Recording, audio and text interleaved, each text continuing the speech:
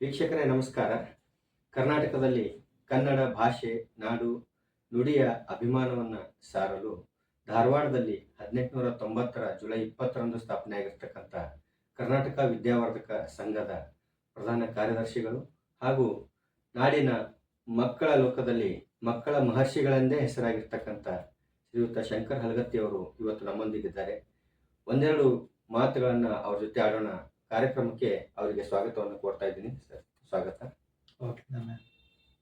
ತಾವು ಸಮಸಮವಾಗಿ ಮಕ್ಕಳ ಸಾಹಿತ್ಯ ವಲಯ ಜೊತೆಗೆ ಮಕ್ಕಳ ವಲಯದಲ್ಲೂ ಕೂಡ ಸಕ್ರಿಯವಾಗಿ ತೊಡಗಿಸಿಕೊಂಡವರು.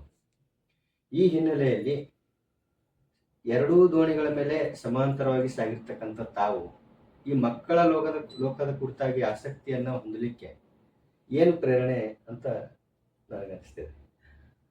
ಮಕ್ಕಳಂದ್ರೆ ಎಲ್ಲರೂ ಪ್ರೀತಿ ಮಾಡಿದಾಗ ಪ್ರೀತಿ ಮಾಡಿದ ಮನುಷ್ಯ ಅಲ್ಲ, ಪ್ರೀತಿ ಮಾಡಲೇಬೇಕು. ಮಕ್ಕಳಂದ್ರೆ ಅದು ಮುಗ್ಧತೆ, ಅದು ದೇವರ ಸ್ವರೂಪ ಅಂತ ಹೇಳ್ತಾರೆ.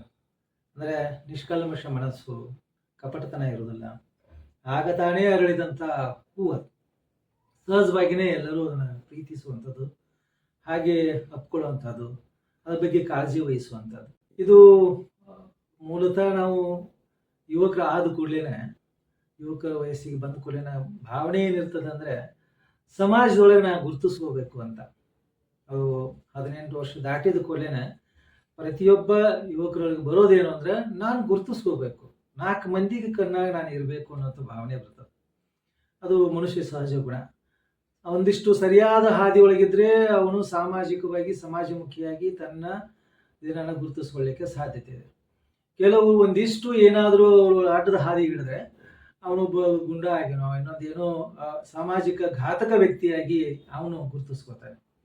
ಹೀಗೆ ಯುವಕರು ಇದ್ದಾಗ ನಮಗೆಲ್ಲ ಒಂದು ಗಾಂಧಿಯ ನೆಲೆಗಟ್ಟಿನ ಮೇಲೆ ನಮಗೆಲ್ಲ ಸಂಸ್ಕಾರ ಸಿಕ್ಕಿತ್ತು. ನಮ್ಮ ತಂದೆಯಿಂದ ಹಿಡ್ಕೊಂಡು ಇಡೀ ಊರಿನ ಗಾಂಧಿ ನೆಲೆಯೊಳಗೆ ಇದ್ದಂಥ ಊರು ಅದು.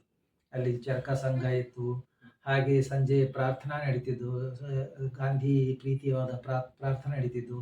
ಅದಕ್ಕೆ ನಮ್ಮ ತಂದೆಯವರಲ್ಲಿ ಕರ್ಕೊಂಡು ಹೋಗ್ತಿದ್ರು.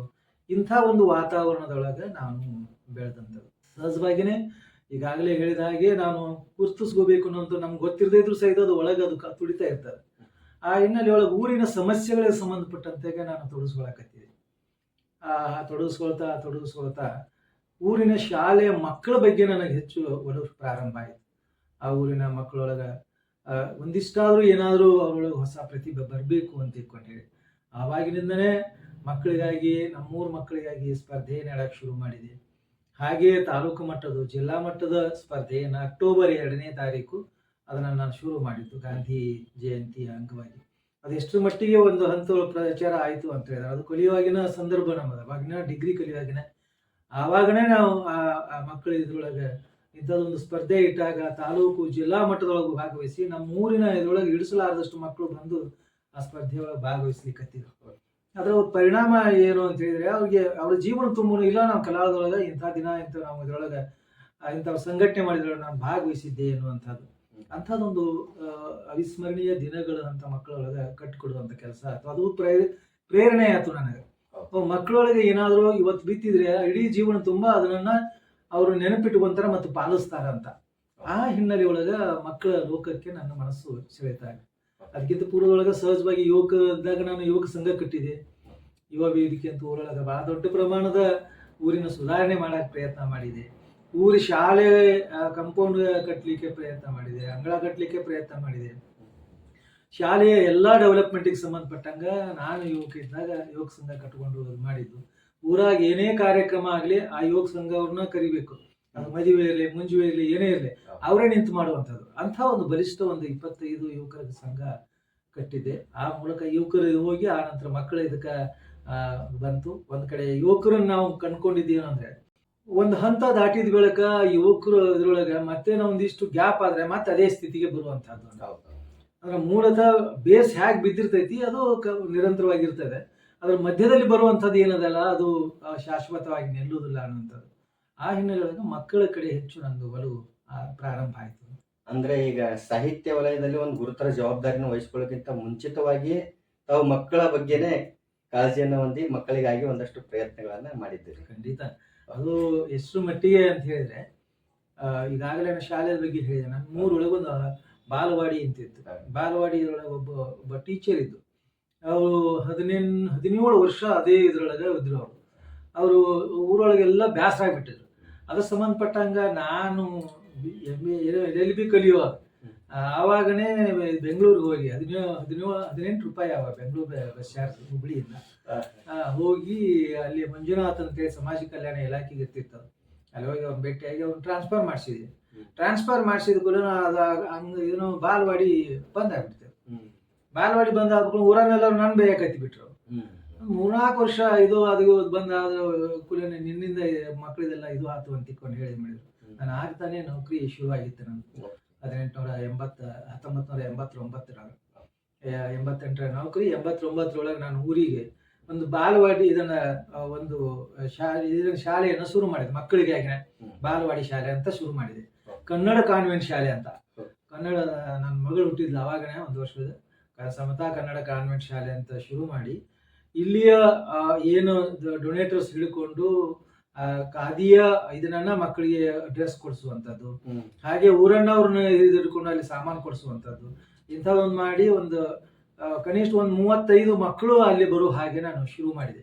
ಶುರು ಮಾಡಿ 2-3 ವರ್ಷ ಆಗಿತ್ತು. ಆ ನಂತರ ಬಾಲವಾಡಿ ಮತ್ತೆ ಇದು ಟೀಚರ್ಸ್ ಬಂದ್ರು, ಅದು ಪ್ರಾರಂಭ ಆಯ್ತು. ಇದನ್ನ ನಾನು ನಿಲ್ಲಿಸಿದೆ. ಹೀಗೆ ಮಕ್ಕಳ ಇದ್ರೊಳಗ ನಮ್ಮೂರಿನ ಮಕ್ಕಳ ಯಾವುದೇ ಕಾರಣಕ್ಕೂ ಎಜುಕೇಶನ್ ಏನೇ ಇದು ಆದಾಗ ಇಂಥದ್ದೊಂದು ಪ್ರಯತ್ನವನ್ನ ನಾನು ಆವತ್ತಿನ ಮಾಡ್ಕೊಂಡು ಬಂದಿದ್ದು. ಈಗ ತಾವು ಗುಬ್ಬಚ್ಚಿಗೂಡು ಒಂದು ಶಾಲೆಯನ್ನ ಸ್ಥಾಪನೆ ಮಾಡಿದ್ದೀರಿ. ಚಿಲಿಪಿಲಿ ಪ್ರಕಾಶನವನ್ನ ಮುನ್ನೆಲೆಗೆ ತಂದು ಅದರಲ್ಲಿ ಮಕ್ಕಳಿಗಾಗಿ ಹಲವಾರು ಕೃತಿಗಳನ್ನ ಪ್ರಕಟಿಸುವಂತ ಜವಾಬ್ದಾರಿಯುತ ಕೆಲಸಗಳನ್ನ ತಾವು ಮಾಡಿದ್ದೀರಿ. ಈಗ ಆರಂಭದಿಂದಲೂ ಇಲ್ಲಿವರೆಗೂ ತಾವು ವೈಯಕ್ತಿಕವಾಗಿ ಮಕ್ಕಳಿಗಾಗಿ ಶ್ರಮಿಸಿದ್ದೀರಾ ಅಥವಾ ಒಂದು ಸಂಘ ಸಂಸ್ಥೆಗಳ ಅವುಗಳ ಪ್ರತಿನಿಧಿಗಳಾಗಿ ಹೆಚ್ಚು ಶ್ರಮಿಸಿದ್ದೀರಾ? ನಾನು ವ್ಯಕ್ತಿಗತ ಸಂಘಟನೆಯೊಳಗ ವ್ಯಕ್ತಿಗತ ಪ್ರಯತ್ನ ಒಳಗೆ ನನಗೆ ವಿಶ್ವಾಸ ಇಲ್ಲ. ಸಾಂಘಿಕ ಪ್ರಯತ್ನ ನಂದು ಬಹಳ. ಯಾವಾಗ್ಲೂ ಸಾಂಘಿಕ ಒಟ್ಟಿಗೆ ಎಲ್ಲರೂ ಕರ್ಕೊಂಡು ಕಾರ್ಯ ಮಾಡೋದ್ರೊಳಗೆ ನನಗೆ ವಿಶ್ವಾಸ ಇರುವಂತಹದ್ದು. ವ್ಯಕ್ತಿಗತ ನೆಲೆಗಟ್ಟಿನ ವಿಚಾರಗಳಿರ್ಬೋದು. ನನ್ನ ವ್ಯಕ್ತಿಗತ ನೆಲೆಗಟ್ಟಿನೊಳಗೆ ವಿಚಾರಗಳು ಬರ್ತಾವ. ಆ ವಿಚಾರಗಳನ್ನ ಸಾಂಘಿಕವಾಗಿ ಪ್ರಯತ್ನ ಮಾಡಿದ್ರೆ ಅನುಷ್ಠಾನಕ್ಕೆ ತರುವಂತಹ ಕೆಲಸವನ್ನ ಮಾಡ್ಕೋತಾ ಬಂದಿದ್ರು. ಈಗ ಆ ಸಂದರ್ಭದಲ್ಲಿ ನಿಮ್ಗೊಂದು ಸಂಘಟನೆಯ ಸ್ವರೂಪ ಯಾವ ರೀತಿ ಇತ್ತು? ನಿಮ್ಗೆ ಬೆಂಬಲವಾಗಿ ನಿಲ್ತಕ್ಕಂಥ ಸಂಘಟನೆ ಯಾವುದು? ಅಂದ್ರೆ ಮಕ್ಕಳಿಗಾಗಿ ಪ್ರಯತ್ನ ಮಾಡುವಲ್ಲಿ ನಿಮ್ಮ ಸಪೋರ್ಟಿಗೆ ಇರ್ತಕ್ಕಂಥ ಸಂಘಟನೆಗಳು. ನಾವು ಮೊದಲಿಗೆ ಪದವಿ ನಾನು ಮುಗಿಸಿದ ನಂತರ ನಾನು ವಕೀಲಿಕೆ ಮಾಡಿದ್ದೇನೆ 2 ವರ್ಷ. ವಕೀಲಿಕೆ ಆದ ಕೂಡ ನೌಕರಿ ಬಂತು. ನೌಕರಿಗೆ ಸೇರಿದೆ. ನೌಕರಿ ಸೇರಿ 2ನೇ ವರ್ಷಕ್ಕೇ ನಾವು ಗುಬ್ಬಚ್ಚಿಗೂಡು ಒಂದು ಮಕ್ಕಳ ಪತ್ರಿಕೆಯನ್ನು ಶುರು ಮಾಡಿದ್ವಿ. ಗುಬ್ಬಚ್ಚಿಗೂಡು ಯಾಕೆ ಅದು ಶುರು ಆಯಿತು ಅಂತ ಹೇಳಿದ್ರೆ, ಒಂದು ಮಕ್ಕಳ ಪತ್ರಿಕೆ ಒಂದು ರಾಮದುರ್ಗದಿಂದ ಹೊರಡ್ತಿತ್ತು. ಅದಕ್ಕಿಂತ ಮುಂಚೆನೂ ಶಿಶು ಸಂಗಮೇಶ್ವರು ಮಾಡಿದ್ರು. ಹಲವಾರು ಪತ್ರಿಕೆಗಳು ಅಲ್ಲೇ ಶುರು ಆಗಿತ್ತು. ಮಕ್ಕಳ ಪತ್ರಿಕೆ ರಾಮದುರ್ಗ ಇದ್ರೊಳಗೆ ಕಲಹಾಳ ಅಂತ ತಿಳ್ಕೊಂಡು ಹೇಳಿ ಕಲಾಲಮ ಅಂತ ಕಲಾಲ್ ಅಂತ ತಿಳ್ಕೊಂಡು ಹೇಳಿ ಆ ಪತ್ರಿಕೆಯನ್ನು ಶುರು ಮಾಡಿದ್ರು. ಅವರು ಇಲ್ಲೇ ಧಾರವಾಡದೊಳಗೆ ಅವರು ಮುದ್ರಣ ಮಾಡಿಸ್ತಿದ್ರು. ಆವಾಗ ಅವ್ರು ನನಗೆ ಗಮನಕ್ಕೆ ತಂದು, ಇಲ್ಲ ಹಿಂಗೊಂದು ಪ್ರಯತ್ನ ಮಾಡಕತ್ತೀನಿ ಅಲ್ಗತ್ತಿಯವ್ರೆ, ನೀವು ಅದಕ್ಕೆ ಸಪೋರ್ಟ್ ಮಾಡಬೇಕು ಅಂತ ತಿಳ್ಕೊಂಡು ಹೇಳಿ, ನಾನು ಯಾಕೆ ಆಗೋಲ್ದು ಅಂತ ತಿಳ್ಕೊಂಡು ಹೇಳಿ ನಾನು ಅದಕ್ಕೆ ಸಪೋರ್ಟ್ ಇದನ್ನು ಮಾಡಿದ್ವಿ. ಅದ್ರ ಒಂದು ಫೈನ್ ಮಾರ್ನಿಂಗ್ ಅದು ಬೇರೆ ರೂಪ ತಗೊಳಕತ್ತಿ ಮತ್ತು ಅದು ಬಂದ್ ಆಗುವಂಥ ಸ್ಥಿತಿ ಬಂತು. ಆಗ ನನಗೆ ಆಲೋಚನೆ ಹೊಳೆದಿದ್ದು, ಯಾಕೆ ಮಕ್ಕಳಿಗಾಗಿ ಒಂದು ಪತ್ರಿಕೆ ಇರಬಾರ್ದು ಅಂತ ಒಂದು ಸಣ್ಣ ಸರ್ವೇನೂ ನಾನು ಮಾಡಿದೆ. ಏನು ಕರ್ನಾಟಕದೊಳಗೆ ಮಕ್ಕಳ ಪತ್ರಿಕೆಗಳು ಎಷ್ಟೆಷ್ಟು ಎಷ್ಟು ದಿವಸ ನಡೆದವು ಅಂತ ತಿಳ್ಕೊಂಡು ಹೇಳಿ ಅವನು ಅವಲೋಕನ ಮಾಡಿದೊಳಗೆ 1 ವರ್ಷ 2 ವರ್ಷ ಹಬ್ಬ ಅಂದ್ರೆ 4-5 ವರ್ಷ ಅಷ್ಟೇ ಆ ಪತ್ರಿಕೆಗಳು ನಿಂತಿದ್ದು. ಶಿಶು ಸಂಗಮೇಶ್ ಅಂತವರು ಬಹಳ ದೊಡ್ಡ ಪ್ರಮಾಣದ ಇದನ್ನ ಮಕ್ಕಳ ಪತ್ರಿಕೆ ಪ್ರಾರಂಭ ಮಾಡಿದ್ರು. 1 ವರ್ಷದಾಗ ನಿಲ್ಸಿರೋರು. ನಿಲ್ಸಕ್ಕೊಂದು ಕಾರಣನೂ ಕೊಟ್ಟರು ಅವರು. ಇಲ್ಲ, ಚಿತ್ರಕಲಾ ಬರೆಯೋರಿಗೆ ನಮ್ಗೆ ಕೊರತೆ ಆಯ್ತು ಅಂತ ಹೇಳಿ ಒಂದು ರೀಸನ್ ಕೊಟ್ಟು ಅವರು ಅದನ್ನ ನಿಲ್ಲಿಸಿದ್ರು. ಹೀಗೆ ಬೇರೆ ಬೇರೆ ವಿಶೇಷವಾಗಿ ದಕ್ಷಿಣ ಕನ್ನಡದೊಳಗೆ ಅಲ್ಲೆಲ್ಲೆಲ್ಲೆಲ್ಲ ಪತ್ರಿಕೆಗಳು ಬಂದು ನಮ್ಮ ಪಳಕಳ ಸೀತಾರಾಮ್ ಭಟ್ ಆಗಿರ್ಬೋದು, ಇಂಥ ಹಲವಾರು ರೀತಿಯ ಪ್ರಯೋಗಗಳನ್ನು ಅವರು ಮಾಡಿದ್ರು ತಮ್ಮ ಮಿತಿಯೊಳಗೆ. ಆದ್ರೆ ಅದು ಒಂದು ರಾಜ್ಯ ಮಟ್ಟದ ಇದ್ರೊಳಗೆ ಮಾಡಿದ್ದು ಬಹಳ ಅಂದ್ರೆ ಬಹಳ ವಿರಳ. ಪುಟಾಣಿ ವಿಜ್ಞಾನ ಅಂತ ತಿಳ್ಕೊಂಡು ಹೇಳಿ ನಮ್ಮ ಚಿತ್ರದುರ್ಗದ ಇವರನ್ನ ಇದು ಮಾಡಿದ್ರು. ಅವರು ಬಹಳ ದಿವಸ ಅದು ಬಂತದ್ದು ವಿಜ್ಞಾನಕ್ಕೆ ಮಾತ್ರ ಸಂಬಂಧಪಟ್ಟದ್ದು. ಲಿಮಿಟೆಡ್ ಇದನ್ನ ವಿಷಯ ಇಟ್ಟುಕೊಂಡು ಅದು ಪ್ರಕಟಗೊಳ್ತಿತ್ತು. ಅದು ಒಂದು ಬಿಸ್ನೆಸ್ ಸ್ವರೂಪಕ್ಕೆ ಅದು ಬಂದಿದ್ರಿಂದ ಹೀಗೆ ಒಂದು ಮಕ್ಕಳಿಗಾಗಿ ಒಂದು ಮುಕ್ತವಾದ ಪತ್ರಿಕೆ ಇರಬೇಕು ಅಂತ ಇವತ್ತು ನಾನು ನೆನಪುಗೊಳಿಸುವುದಂದ್ರೆ ಲಕ್ಷ್ಮೇಶ್ವರದೊಳಗೆ ಒಂದು ಸಾಹಿತ್ಯಿಕ ಕಮ್ಮಟ ನಡೆದಿತ್ತು. ಅದರೊಳಗೆ ಈ ವಿಷಯ ಪ್ರಸ್ತಾಪ ಮಾಡಿದೆ. ಅಲ್ಲೇ ನಿಂಗು ಸ್ವರ್ಗೀಯವರಿದ್ರು, ವಿವೇಕಾನಂದ ಪಾಟ್ಲೆ ಇದ್ರು, ಹಾಗೆ ಬೇರೆ ಬೇರೆ ಎಲ್ಲಾ ದೊಡ್ಡ ದೊಡ್ಡ ದಿಗ್ಗಜರನ್ನ ಆ ಇದನ್ನ ಮಕ್ಕಳ ವಿಚಾರ ಸಂಕಿರಣದೊಳಗೆ ಭಾಗವಹಿಸಿದ್ರು. ಅದು 2 ದಿವಸದ ಇದ್ರೊಳಗೆ ರಾತ್ರಿ ಪ್ರಸ್ತಾಪ ಮಾಡಿದ್ರೊಳಗೆ ಆಗ್ಬೋದು ಅಂತ ಹೇಳಿದ್ರು. ಅದನ್ನ ಮುಂದಿಟ್ಟುಕೊಂಡು ಗುಬ್ಬಚ್ಚಿಗೂಡು ಪತ್ರಿಕೆಯನ್ನ ನಾವು ಪ್ರಾರಂಭ ಮಾಡಿದ್ವಿ. ಈಗ ಗುಬ್ಬಚ್ಚಿಗೂಡು ಪತ್ರಿಕೆ ಮಕ್ಕಳಿಗಾಗಿನೇ ಆರಂಭ ಮಾಡಿದ್ರು ಅಂತ ಕೇಳಿ ಬಹಳ ಸಂತೋಷ ಆಯ್ತು. ಮಕ್ಕಳಿಗಾಗಿ ತಾವು ಲೇಖನಗಳು, ಕತೆ, ಕವನಗಳು ಅದಷ್ಟೇ ಮಾಡ್ತಿದ್ರ ಅಥವಾ ಗುಬ್ಬಚ್ಚಿಗೂಡಿನ ಮೂಲಕ ಮತ್ತೆ ಬೇರೆ ಯಾವ್ದಾದ್ರು ರಚನಾತ್ಮಕ ಚಟುವಟಿಕೆಗಳನ್ನು ತಾವು ಹಾಕೊಳ್ತಿದ್ರಿ? ಗುಬ್ಬಚ್ಚಿ ಗೂಡು ಅದು ಎಷ್ಟರ ಮಟ್ಟಿಗೆ ಅದು ಬರೀ ಪತ್ರಿಕೆ ಅಲ್ಲ, ಅದೊಂದು ಸಂಘಟನೆಯ ಸ್ವರೂಪ. ಅದು ಆ ಪತ್ರಿಕೆಯ ಇದರೊಳಗೆ ಮಕ್ಕಳಿಗೆ ಒಂದು ಜ್ಞಾನ, ಎಲ್ಲ ರೀತಿಯ ಜ್ಞಾನ ಸಿಗಬೇಕು ಅನ್ನುವಂಥದ್ದು ಒಂದು. ಎರಡನೇದು, ಮಕ್ಕಳಿಗಾಗಿ ತೊಡಗಿಸ್ಕೊಂಡಂತಹ ಸಾಹಿತಿಗಳನ್ನ, ಸಂಘಟಕರನ್ನ ಮತ್ತೊಂದು ಕಡೆ ಅವರನ್ನ ಪೋಷಿಸುವಂಥದ್ದು ಮತ್ತು ಅವರನ್ನ ಪ್ರೋತ್ಸಾಹಿಸುವಂಥದ್ದು ಮತ್ತು ಅವರನ್ನು ಬೆಳೆಸುವಂಥ. ಅದರ ಒಟ್ಟಿಗೆ ನಾಡಿನೊಳಗ ಮಕ್ಕಳಿಗಾಗಿ ವೇದಿಕೆಗಳು ಇದ್ದಿಲ್ಲ. ತಮ್ಮ ಮಕ್ಕಳ ಪ್ರತಿಭೆಗಳು ತೋರಿಸ್ಕೋಬೇಕು ಅಂತ ಹೇಳಿದ್ರೆ ಎಲ್ಲೇ ಶಾಲೆ ಒಳಗ ಅಥವಾ ಇತ್ತೀಚೆಗೆ ಕಾರಂಜಿ, ಪ್ರತಿಭಾ ಕಾರಂಜಿ ಒಳಗನ್ನು ಬಿಟ್ರೆ ಇಂಥದ್ದೊಂದು ಬೃಹತ್ವಾದ ರಾಜ್ಯ ಮಟ್ಟದ ವೇದಿಕೆ ಒಳಗ ಮಕ್ಕಳನ್ನ ಪ್ರೋತ್ಸಾಹ ಮಾಡುವಂಥದ್ದು ಮತ್ತು ಪ್ರದರ್ಶನ ಮಾಡುವಂಥ ಇದು ಅವಕಾಶ ಇದ್ದಿಲ್ಲ. ಆ ಹಿನ್ನೆಲೆ ಒಳಗ ಮೊದಲ ಸಮ್ಮೇಳನವನ್ನ ಗುಬ್ಬಚ್ಚಿಗೂಡು ಪತ್ರಿಕೆ ಇದು ಮೊದಲ ಸಮ್ಮೇಳನವನ್ನ ಮಕ್ಕಳ ಸಾಹಿತ್ಯ, ಅಖಿಲ ಕರ್ನಾಟಕ ಮಕ್ಕಳ ಸಾಹಿತ್ಯ ಸಮ್ಮೇಳನವನ್ನು ಮಾಡಿದ್ದೀವಿ. ಅದು ಇದೇ ಕರ್ನಾಟಕ ವಿದ್ಯಾವರ್ಧಕ ಸಂಘದ ಪಾಟೀಲ್ ಪುಟ್ಟಪ್ಪ ಸಭಾಭವನದೊಳಗೆ. ಅದರೊಳಗೆ ಮಕ್ಕಳ ಸಾಹಿತಿಗಳ ಭಾಗವಹಿಸಿದ್ರು. ಮಕ್ಕಳಲ್ಲ, ಮಕ್ಕಳ ಸಾಹಿತಿಗಳ ಮೊದಲ ಸಮ್ಮೇಳನ ಮಾಡಿದ್ದು ಮಕ್ಕಳ ಸಾಹಿತಿಗಳು. ಅದರೊಳಗೆ 400 ಜನ, ಇಷ್ಟು ಸಂಗಮೇಶಿಯಿಂದ ಹಿಡ್ಕೊಂಡು ಕಂಚಾನಿ ಶರಣಪ್ಪ ಇಂದ ಹಿಡ್ಕೊಂಡು ಎಲ್ಲಾ ದಿಗ್ಗಜರು ಅದರೊಳಗೆ ಭಾಗವಹಿಸಿದ್ರು. ಅದು ಮೊದಲ ನಮ್ಮ ಸಮ್ಮೇಳನ. ಅಲ್ಲಿಂದ ಪ್ರಾರಂಭಗೊಂಡಿದ್ದು. ಎರಡನೇ ಸಮ್ಮೇಳನ ಇದೇ ಕಲಾಭವನದೊಳಗ ಪ್ರಾರಂಭ ಮಾಡಿದ್ದು. ಅಲ್ಲಿ ಈಗ ಎಚ್.ಎಸ್. ವೆಂಕಟೇಶ್ ಮೂರ್ತಿ ಅವರು ಗೊತ್ತಿಲ್ಲಲ್ಲ, ಒಬ್ಬ ಹಿರಿಯ ಸಾಹಿತಿ, ಮಕ್ಕಳ ಸಾಹಿತಿ ಹೌದು, ಅಂಥವರು ಆ ಸಮ್ಮೇಳನದ ಅಧ್ಯಕ್ಷತೆಯನ್ನು ನಾವು ಮಾಡಿದ್ವಿ. 2 ದಿನ ಅವರೇ ಬೆರೆಗಾದ್ರು.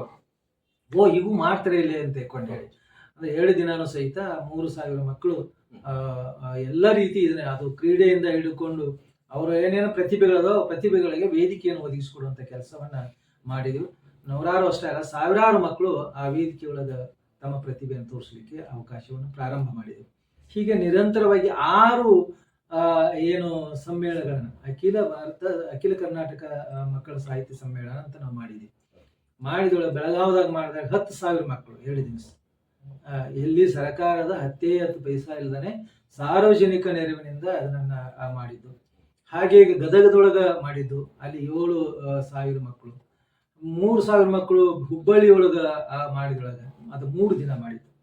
ಹಾಗೆ ಇದು ಧಾರವಾಡದೊಳಗೂ ಸಹಿತ 6ನೇ ಸಮ್ಮೇಳನ ಮಾಡಿದೊಳಗೂ ಸಹಿತ 3,000 ಜನ 3 ದಿನ ಅಖಿಲ ಕರ್ನಾಟಕದ ಇದರೊಳಗೆ ಮೂಲೆಯಿಂದ ಮಕ್ಕಳು ಬಂದಿದ್ರು. 3 ದಿವಸ ಸಮ್ಮೇಳನವನ್ನು ನಾವು ಮಾಡಿದ್ವು. ಇದರೊಳಗೆ ಬಾಲ ವಿಕಾಸ ಅಕಾಡೆಮಿ ನಾವು ಸಹಕಾರವನ್ನು ತಗೊಂಡಿದ್ದೀವಿ. ಅದನ್ನು ಹೊರತುಪಡಿಸಿದ್ರೆ ಉಳಿದು ಎಲ್ಲಾ ಇವನು ಒಬ್ರು ಒಂದು ಊಟ ವಹಿಸ್ಕೋತಿದ್ರು, ಒಬ್ರು ಇದನ್ನು ಸ್ಟೇಜ್ ವಹಿಸ್ಕೋತಿದ್ರು. ಹೀಗೆ ಯಾರ್ಯಾರು ಏನೇನು ಶಕ್ತಿಯಾನುಸಾರ ಇದೆ ಅದನ್ನ ವಹಿಸ್ಕೊತಿದ್ರು. ಇಲ್ಲಿ ನಾನು ನಿಮಿತ್ತ ಮಾತ್ರ. ಈ ಎಲ್ಲವನ್ನೂ 6 ಸಮ್ಮೇಳನ ಮಾಡಿದ್ದು ಯಾರು ಅಂತ ಹೇಳಿದ್ರೆ ಎಲ್ಲಾ ಸಾಂಘಿಕ ಸಂಘಟಕರ ಪ್ರಯತ್ನ. ಇವತ್ತ ಅವರೆಲ್ಲರೂ ನೆನಪಿಸ್ಕೋಬೇಕಾಗ್ತದೆ. ನಿಂಗು ಸೋಲಿಗೆ ಅವ್ರು ನೆನಪಿಸ್ಕೋಬೇಕಾಗ್ತದೆ, ಬಸವರಾಜ್ ಗಾರ್ಗೆ ಅವ್ರು ನೆನಪಿಸ್ಕೋಬೇಕಾಗ್ತದೆ, ಹಾಗೆ ಅರ್ಜುನ್ ಗೊಳಸಂಗಿಯನ್ನು ನೆನಪಿಸ್ಕೋಬೇಕಾಗ್ತದೆ, ಇನಾಮದಾರ್ ಅಂತ ತಿಳ್ಕೊಂಡು ಅವ್ರು ಇನಾಮತಿ ಅಂತೇಳಿ, ಗುರುಮಠ್ ಅಂತ ಹೇಳ್ಕೊಂಡೇಳಿ ಇವರೆಲ್ಲ ಆ ಸಮ್ಮೇಳನದ ಕಾರ್ಯದರ್ಶಿಯಾಗಿ, ಸಂಘಟನಾ ಕಾರ್ಯದರ್ಶಿಯಾಗಿ ಏನೆಲ್ಲ ಕೆಲಸ ಅವರು ಮಾಡಿದ್ದಾರೆ. ಇಂಥ ಒಂದು ಪ್ರಯತ್ನ ನಿರಂತರ 6 ಏನು ಸಮ್ಮೇಳನಗಳೈತೆ ಬಹುತೇಕ ಒಂದು 50,000 ಮಕ್ಕಳು ಆ ವೇದಿಕೆಯೊಳಗೆ ತಮ್ಮ ಪ್ರತಿಭೆಯನ್ನು ತೋರಿಸಲಿಕ್ಕೆ ಗುಬ್ಬಚ್ಚಿಗೂಡು ಪತ್ರಿಕೆಯ ಈ ಸಂಘಟನೆ ಅದು ಕಾರ್ಯ ಮಾಡ್ತೀವಿ. ಅಂದ್ರೆ ಈಗ ಸುಮಾರು 40-50 ವರ್ಷಗಳಿಂದಲೂ ತಾವು ಇನ್ನು ಯುವಕರಾಗಿದ್ದಾಗಲಿಂದಲೂ ಈ ರೀತಿ ವೈಯಕ್ತಿಕವಾಗಿ ತಾವು ಮಕ್ಕಳ ಕಾಳಜಿಯನ್ನು ಹೊಂದಿ ಸಂಘಟನಾತ್ಮಕವಾಗಿ ತಾವು ಎಲ್ಲರ ಸಹಕಾರವನ್ನು ತಗೊಂಡು ಈ ರೀತಿಯ ವೇದಿಕೆಗಳನ್ನು ಒದಗಿಸಿಕೊಟ್ಟಿದ್ದೀರಿ. ಆದ್ರೆ ತಮ್ಮ ಮಾತಿನಲ್ಲಿ ಒಂದು ವಿಷಯ ಸ್ಪಷ್ಟ ಆಗ್ತಾ ಇತ್ತು, ಮಕ್ಕಳಿಗೆ ನಿರೀಕ್ಷಿತ ಮಟ್ಟದಲ್ಲಿ ವೇದಿಕೆಗಳು, ಅವಕಾಶಗಳು ಸಿಗ್ತಾ ಇರಲಿಲ್ಲ ಅಂತಕ್ಕಂಥದ್ದು. ಈ ತಮ್ಮ ಅನುಭವದಲ್ಲಿ ಈಗ ನೀವು ಮಾಡಿರೋ ಪ್ರಯತ್ನಗಳ ಜೊತೆಗೆ ಮತ್ತೆ ಕರ್ನಾಟಕದಲ್ಲಿ ಆ ತರದ ವೇದಿಕೆ ಅವಕಾಶಗಳು ಇದ್ವಾ? ಆ ನಂತರದ ಬಹಳಷ್ಟುಗಳು ಪ್ರಾರಂಭ ಆದವು. ವಿಶೇಷವಾಗಿ ಇವತ್ತು ಭಾರತ ಜ್ಞಾನ ವಿಜ್ಞಾನ ಸಮಿತಿಯನ್ನು ನೆನಪಿಸ್ಕೋಬೇಕಾಗ್ತದೆ. ಇವತ್ತು ಇದು ಕರ್ನಾಟಕ ಸರ್ಕಾರ ಚಿನ್ನರ ಮೇಳ ಪ್ರಾರಂಭ ಮಾಡಬೇಕಾದ್ರೆ ಪ್ರೇರಣೆ ಆಗಿದ್ದು ಭಾರತ ಜ್ಞಾನ ವಿಜ್ಞಾನ ಸಮಿತಿ. ಇದರೊಳಗೆ ಪ್ರಾರಂಭದಿಂದಲೂ ನಾವು ತೊಡಗಿಸ್ಕೊಂಡರು. ರಾಜ್ಯ ಮಟ್ಟದಿಂದ ಹಿಡ್ಕೊಂಡು ಎಲ್ಲ ಹಂತದೊಳಗೂ ಸಹಿತ ನಾವು ತೊಡಗಿಸ್ಕೊಂಡು ಇವತ್ತಿಗೂ BJVSದ ಧಾರವಾಡದ ಗೌರವ ಅಧ್ಯಕ್ಷರಾಗಿ ನಾನೇ ಇರುವಂತಹದ್ದು. ಇದು ದೊಡ್ಡ ಪ್ರಭಾವವನ್ನು ಬೀರಿದ್ದು. ಹಾಗೆಯೇ ಈ ಕೆಲವು ಒಂದು ಬಿಸ್ನೆಸ್ ಆಗಿ ಅಥವಾ ಒಂದೊಂದು ಇದನ್ನು ಹಣಕಾಸಿನ ಇದವಾಗಿ ನೋಡ್ಕೊಳ್ಳುವಂತ ಹಲವಾರು ಸಂಸ್ಥೆಗಳಿದಾವೆ. ಅವು ಮಕ್ಕಳಿಗಾಗಿ ಸ್ಪರ್ಧೆಗಳನ್ನು ಶುರು ಮಾಡಿದ್ರು. ಅದು ವಿಜ್ಞಾನ ಸ್ಪರ್ಧೆ ಅಂತ ಶುರು ಮಾಡಿದ್ರು, ಗಣಿತ ಸ್ಪರ್ಧೆ ಅಂತ ಶುರು ಮಾಡಿದ್ರು, ಇಂಥ ಸಾಮಾಜಿಕ ಇದು ಅಂತಂದ್ರು, ಕನ್ನಡ ಇದು ಅಂತ ಹೇಳಿ. ಇಂಥ ಚಿತ್ರದುರ್ಗ, ಚಳ್ಳಕೆರೆ ಏನು ಸುತ್ತಮುತ್ತಲಿನ ಈ ಪ್ರದೇಶದ ಜನ ಈ ರೀತಿ ಒಳಗ ಇಡೀ ರಾಜ್ಯದ ತುಂಬ ಮಕ್ಕಳನ್ನ ಪರೀಕ್ಷೆ ಕುಂದಿರಿಸುವಂಥದ್ದು, ಅವ್ರ ಕಡೆಯಿಂದ ಹಣ ತಗೊಳ್ಳುವಂಥದ್ದು, ಇಂಥದ್ದೊಂದು ವ್ಯವಸ್ಥೆ ಇದು ಮಾಡಿದ್ರು. ಆ ಮೂಲಕ ಸಹಿತ ಅವ್ರ ಪ್ರತಿಭೆಯನ್ನು ತೋರಿಸ್ಕೊಳ್ಳಿಕ್ಕೆ ಸಾಧ್ಯತೆ ಇದೆ. ನನ್ನೊಳಗ ಆ ಬಿಸ್ನೆಸ್ ಮೋಟಿವ್ ಇದ್ರು ಸಹಿತ ಇನ್ನೊಂದು ಇದ್ರೊಳಗ ಅದು ಈ ರೀತಿ ಒಳಗೆ ಮಕ್ಕಳ ಪ್ರತಿಭೆ ತೋರಿಸ್ಲಿಕ್ಕೆ, ಅವರ ಪ್ರತಿಭೆಯನ್ನು ಗುರುತಿಸ್ಲಿಕ್ಕೆ ಅದು ಸಾಧ್ಯತೆ ಆಯ್ತು. ಅದಲ್ಲದೆ ಹಲವಾರು ರೀತಿಯೊಳಗೆ ಇದನ್ನ ನೋಡು, ಅದು ವಿಜ್ಞಾನ ಪರಿಷತ್ ಆಗಿರ್ಬೋದು, ಕನ್ನಡ ಸಾಹಿತ್ಯ ಪರಿಷತ್ತು ಆಗಿರ್ಬೋದು. ಕನ್ನಡ ಸಾಹಿತ್ಯ ಪರಿಷತ್ತು ಹಲವಾರು ಮಕ್ಕಳ ಸಾಹಿತ್ಯ ಸಮ್ಮೇಳನ ಸಹಿತ ಮಾಡಿದ್ರು. ಆ ರೀತಿ ಒಳಗೆ ಒಂದು ಪ್ರಭಾವವಂತೂ ಇದರಿಂದ ಅದು ಆಗಿದೆ ಅಂತ ಭಾವಿಸ್ತೇನೆ. ಅಂದ್ರೆ ಈಗ ರಾಜ್ಯದಲ್ಲಿ ಅತ್ಯಂತ ಮುಂಚೂಣಿಯಾಗಿ ತಾವಿಂತ ಎಲ್ಲ ಪ್ರಯತ್ನಗಳನ್ನ ಮಾಡಿದ್ದೀರಿ. ಒಂದ್ ರೀತಿ ಒಂದು ಆರಂಭ ಅಂತಾನೆ ಹೇಳ್ಬೋದು. ಹೀಗೆ ತಾವು ಆಗ ಈ ಮಕ್ಕಳ ಕುರಿತಾಗಿ ಆಲೋಚನೆ ಮಾಡಿದಾಗ, ಅಲ್ಲಿ ಏನು ತಾವು ಕೆಲಸ ಶುರು ಮಾಡಿದಾಗ ಇರ್ತಕ್ಕಂಥ ಸವಾಲುಗಳು, ಮತ್ತೆ ಇಂದಿನ ಪ್ರಸ್ತುತ ಕಾಲಘಟ್ಟದಲ್ಲಿ ಮಕ್ಕಳ ಲೋಕದ ಕುರಿತಾಗಿ ಆಲೋಚನೆ ಮಾಡಿದಾಗ ಯಾವ ಸಮಸ್ಯೆಗಳು ಹೆಚ್ಚು ನಮ್ಮನ್ನು ಕಾಡ್ತಾವ ಅಂತ ಅನಿಸ್ತದೆ? ಅವಾಗ ನಾನು ಅದಕ್ಕಿಂತ ಮೊದಲೇ ಒಂದಿಷ್ಟು ಇದು ನೆನಪಿಸ್ಕೋಬೇಕಾಗಿತ್ತು. ಬಿಜಾಪುರ ಅಂದ್ರೆ ಮಕ್ಕಳ ಸಾಹಿತ್ಯದ ತೊಟ್ಟಿಲು ಅಂತ ಹೇಳ್ತಾರೆ. ಅವತ್ತು ನೆನಪಿಸ್ಕೋಬೇಕು ಅವ್ರನ್ನ. ಶಿಶು ಸಂಗಮೇಶನ, ಶಂಭು ಬಿರಾದಾರ್ ಅವ್ರನ್ನ, ಕಂಚಾಣಿ ಶರಣಪ್ಪನವ್ರನ್ನ, ಹಾಗೆ ಏನೋ ಒಂದು ಆಗಿನ ದಿಗ್ಗಜರು ಇದ್ರಲ್ಲ, ಆ ದಿಗ್ಗಜರು ಅವರವರ ನೆಲೆಗಟ್ಟಿನೊಳಗ ಸಣ್ಣ ಸಣ್ಣ ಸಣ್ಣ ಸಣ್ಣ ಮಕ್ಕಳ ಸಾಹಿತ್ಯ ಸಮ್ಮೇಳನ ಮಾಡ್ತಾ ಇದ್ರು ಅವ್ರು. ಅದನ್ನು ಇವತ್ತು ನೆನಪಿಸ್ಕೋಬೇಕಾಗ್ತದೆ. ಅವು ಎಲ್ಲವೂ ಸಹಿತ ನಾನಷ್ಟು ದುಡ್ಡು ಹಾಕ್ತೇನೆ, ನೀನಷ್ಟು ದುಡ್ಡು ಹಾಕ್ತೇನೆ ಅಂತಿಕೊಂಡು ನನ್ನ ವೈಯಕ್ತಿಕ ಕಾಳಜಿಯಿಂದಾಗಿ ಅವೆಲ್ಲವೂ ನಡ್ಕೋತ ಬಂದಿದ್ದು. ಸಾರ್ವಜನಿಕ ಕಾಳಜಿ ಇಟ್ಟುಕೊಂಡು ಪ್ರಾರಂಭ ಮಾಡಿದ್ದು ನಾನು.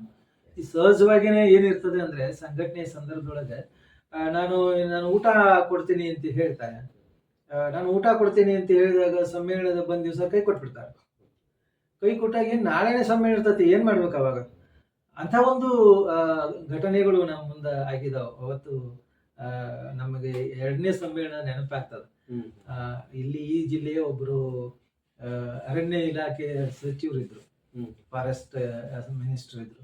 ಅವ್ರಿಗೆ ಹೋಗಿ ಭೇಟಿ ಆದಾಗ, ಇಲ್ಲ ಖಂಡಿತ ನೀವು ಏನ್ ಚಿಂತೆ ಮಾಡಬೇಡ್ರಿ, ಎಷ್ಟು ಬೇಕು ದುಡ್ಡು ಹೇಳಿ ನಾವು ಕೊಡ್ತೀವಿ ಅಂತ ತಿಳ್ಕೊಂಡು ನಮ್ಗೆ ಭಾಳ ಭರವಸೆ ಆಯ್ತು. ಊಟದ ಜವಾಬ್ದಾರಿ ತಗೊಂಡ್ಬಿಡಿ ಸರ್ ಅಂತ. ಖಂಡಿತ ಕೊಡೋಣ ಅಂತೀನಿ. ಅದು ಎಲ್ಲವೋ ಬಂದು ನಾಳೆ ಐತಿ ಇವತ್ತು ಹೇಳಿದ್ರೆ ಮಾಡೋರು ಯಾಕೆ ಚಿಂತೆ ಮಾಡ್ತೀನಿ, ನಾಳೆ ಯಾವುದೆಲ್ಲ ಮಾಡೋಣ ತಗೊಳ್ಳೋಣ. ನಮಗೆ ಡೌಟ್ ಬಂತು, ಇವ್ ಕೈ ಕೊಡಾಕತ್ತಾರೆ ಅಂತ ತಿಳ್ಕೊಂಡು.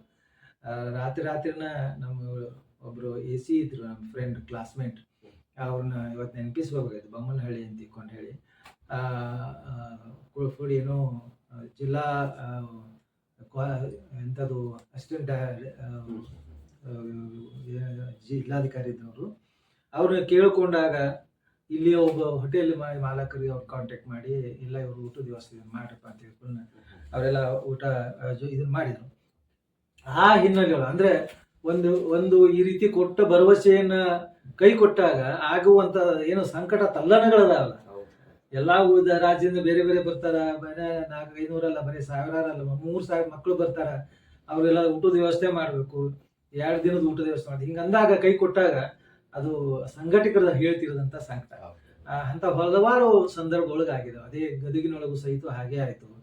ಬಟ್ ಒಬ್ರು ಕೈ ಕೊಟ್ರೆ ಇನ್ನೊಬ್ರು ಎತ್ಕೊಳ್ತಾರ ಅನ್ನೋದು ಐತಲ್ಲ, ಸಮಾಜ ಐತಲ್ಲ. ಒಬ್ರು ಯಾರೇ ಇದನ್ನ ಮಾಡಿದ್ರು ಸಹಿತ ಇನ್ನೊಬ್ರು ಅದಕ್ಕೆ ಸಪೋರ್ಟ್ ನಿಂತ್ಕೊಳ್ಳುವಂತ ಕೆಲಸವನ್ನ ಅದನ್ನ ಮಾಡ್ತಾರೆ. ಹುಬ್ಬಳ್ಳಿಯೊಳಗೂ ಅದೇ ಅನುಭವ ಆಗಿದೆ. ಯಾವುದೂ ಸಹಿತ ಅತ್ಯಂತ ಖುಷಿಯಾಗಿ ಎಲ್ಲಾ ರೀತಿಯಿಂದ ನಮ್ಗೆ ಸಿಕ್ಕೈತಿ, ಇದು ಅದ್ಭುತ ಆಗೈತಿ ಅಂತ ಇದು ಇಲ್ಲ. ಬೆಳಗಾವದಾಗ 10,000 ಜನ ಸೇರಿದಾಗ ಸಹಿತ ಕೊನೆಗೆ ಎಲ್ಲವೂ ಆಗಿ ಬೆಳಕು ನನಗೆ 1 ಲಕ್ಷ ಮೈ ಮೇಲೆ ಬಂತು. ನನಗೆ ದುಡ್ಡನೇ ಇದನ್ನೇನೇ ಇಲ್ಲ. 1 ಲಕ್ಷ ಮೈ ಮೇಲೆ ಬಂದಾಗ ಹೇಗಾಗಿತ್ತು ಅಂದ್ರೆ, ಲೋ BP ಇದು ಆಗಿ ಮನೆಯೊಳಗೆ 1 ತಿಂಗಳ ನಾನು ಮಲಗುವಂತ ಸ್ಥಿತಿ ಬಂತು. ಬಹಳ ಅಂದ್ರೆ ಬಹಳ ಅವತ್ತಿನ ದಿನಗಳನ್ನ ನೆನಪಿಸ್ಕೊಂಡ್ಬಿಟ್ರೆ ಯಾಕಪ್ಪ ಬೇಕಿದ್ದೆಲ್ಲ ಸುಡುಗಾಡಿದು. ಇದು ನನ್ನೆಲ್ಲ ಇದು ಮಾಡಿಕೊಂಡು ರಕ್ತ ಸುಟ್ಕೊಂಡು ಹಣ ಖರ್ಚು ಮಾಡಿ ಎದ್ರ ಸಂಬಂಧ ಮಾಡೋದು.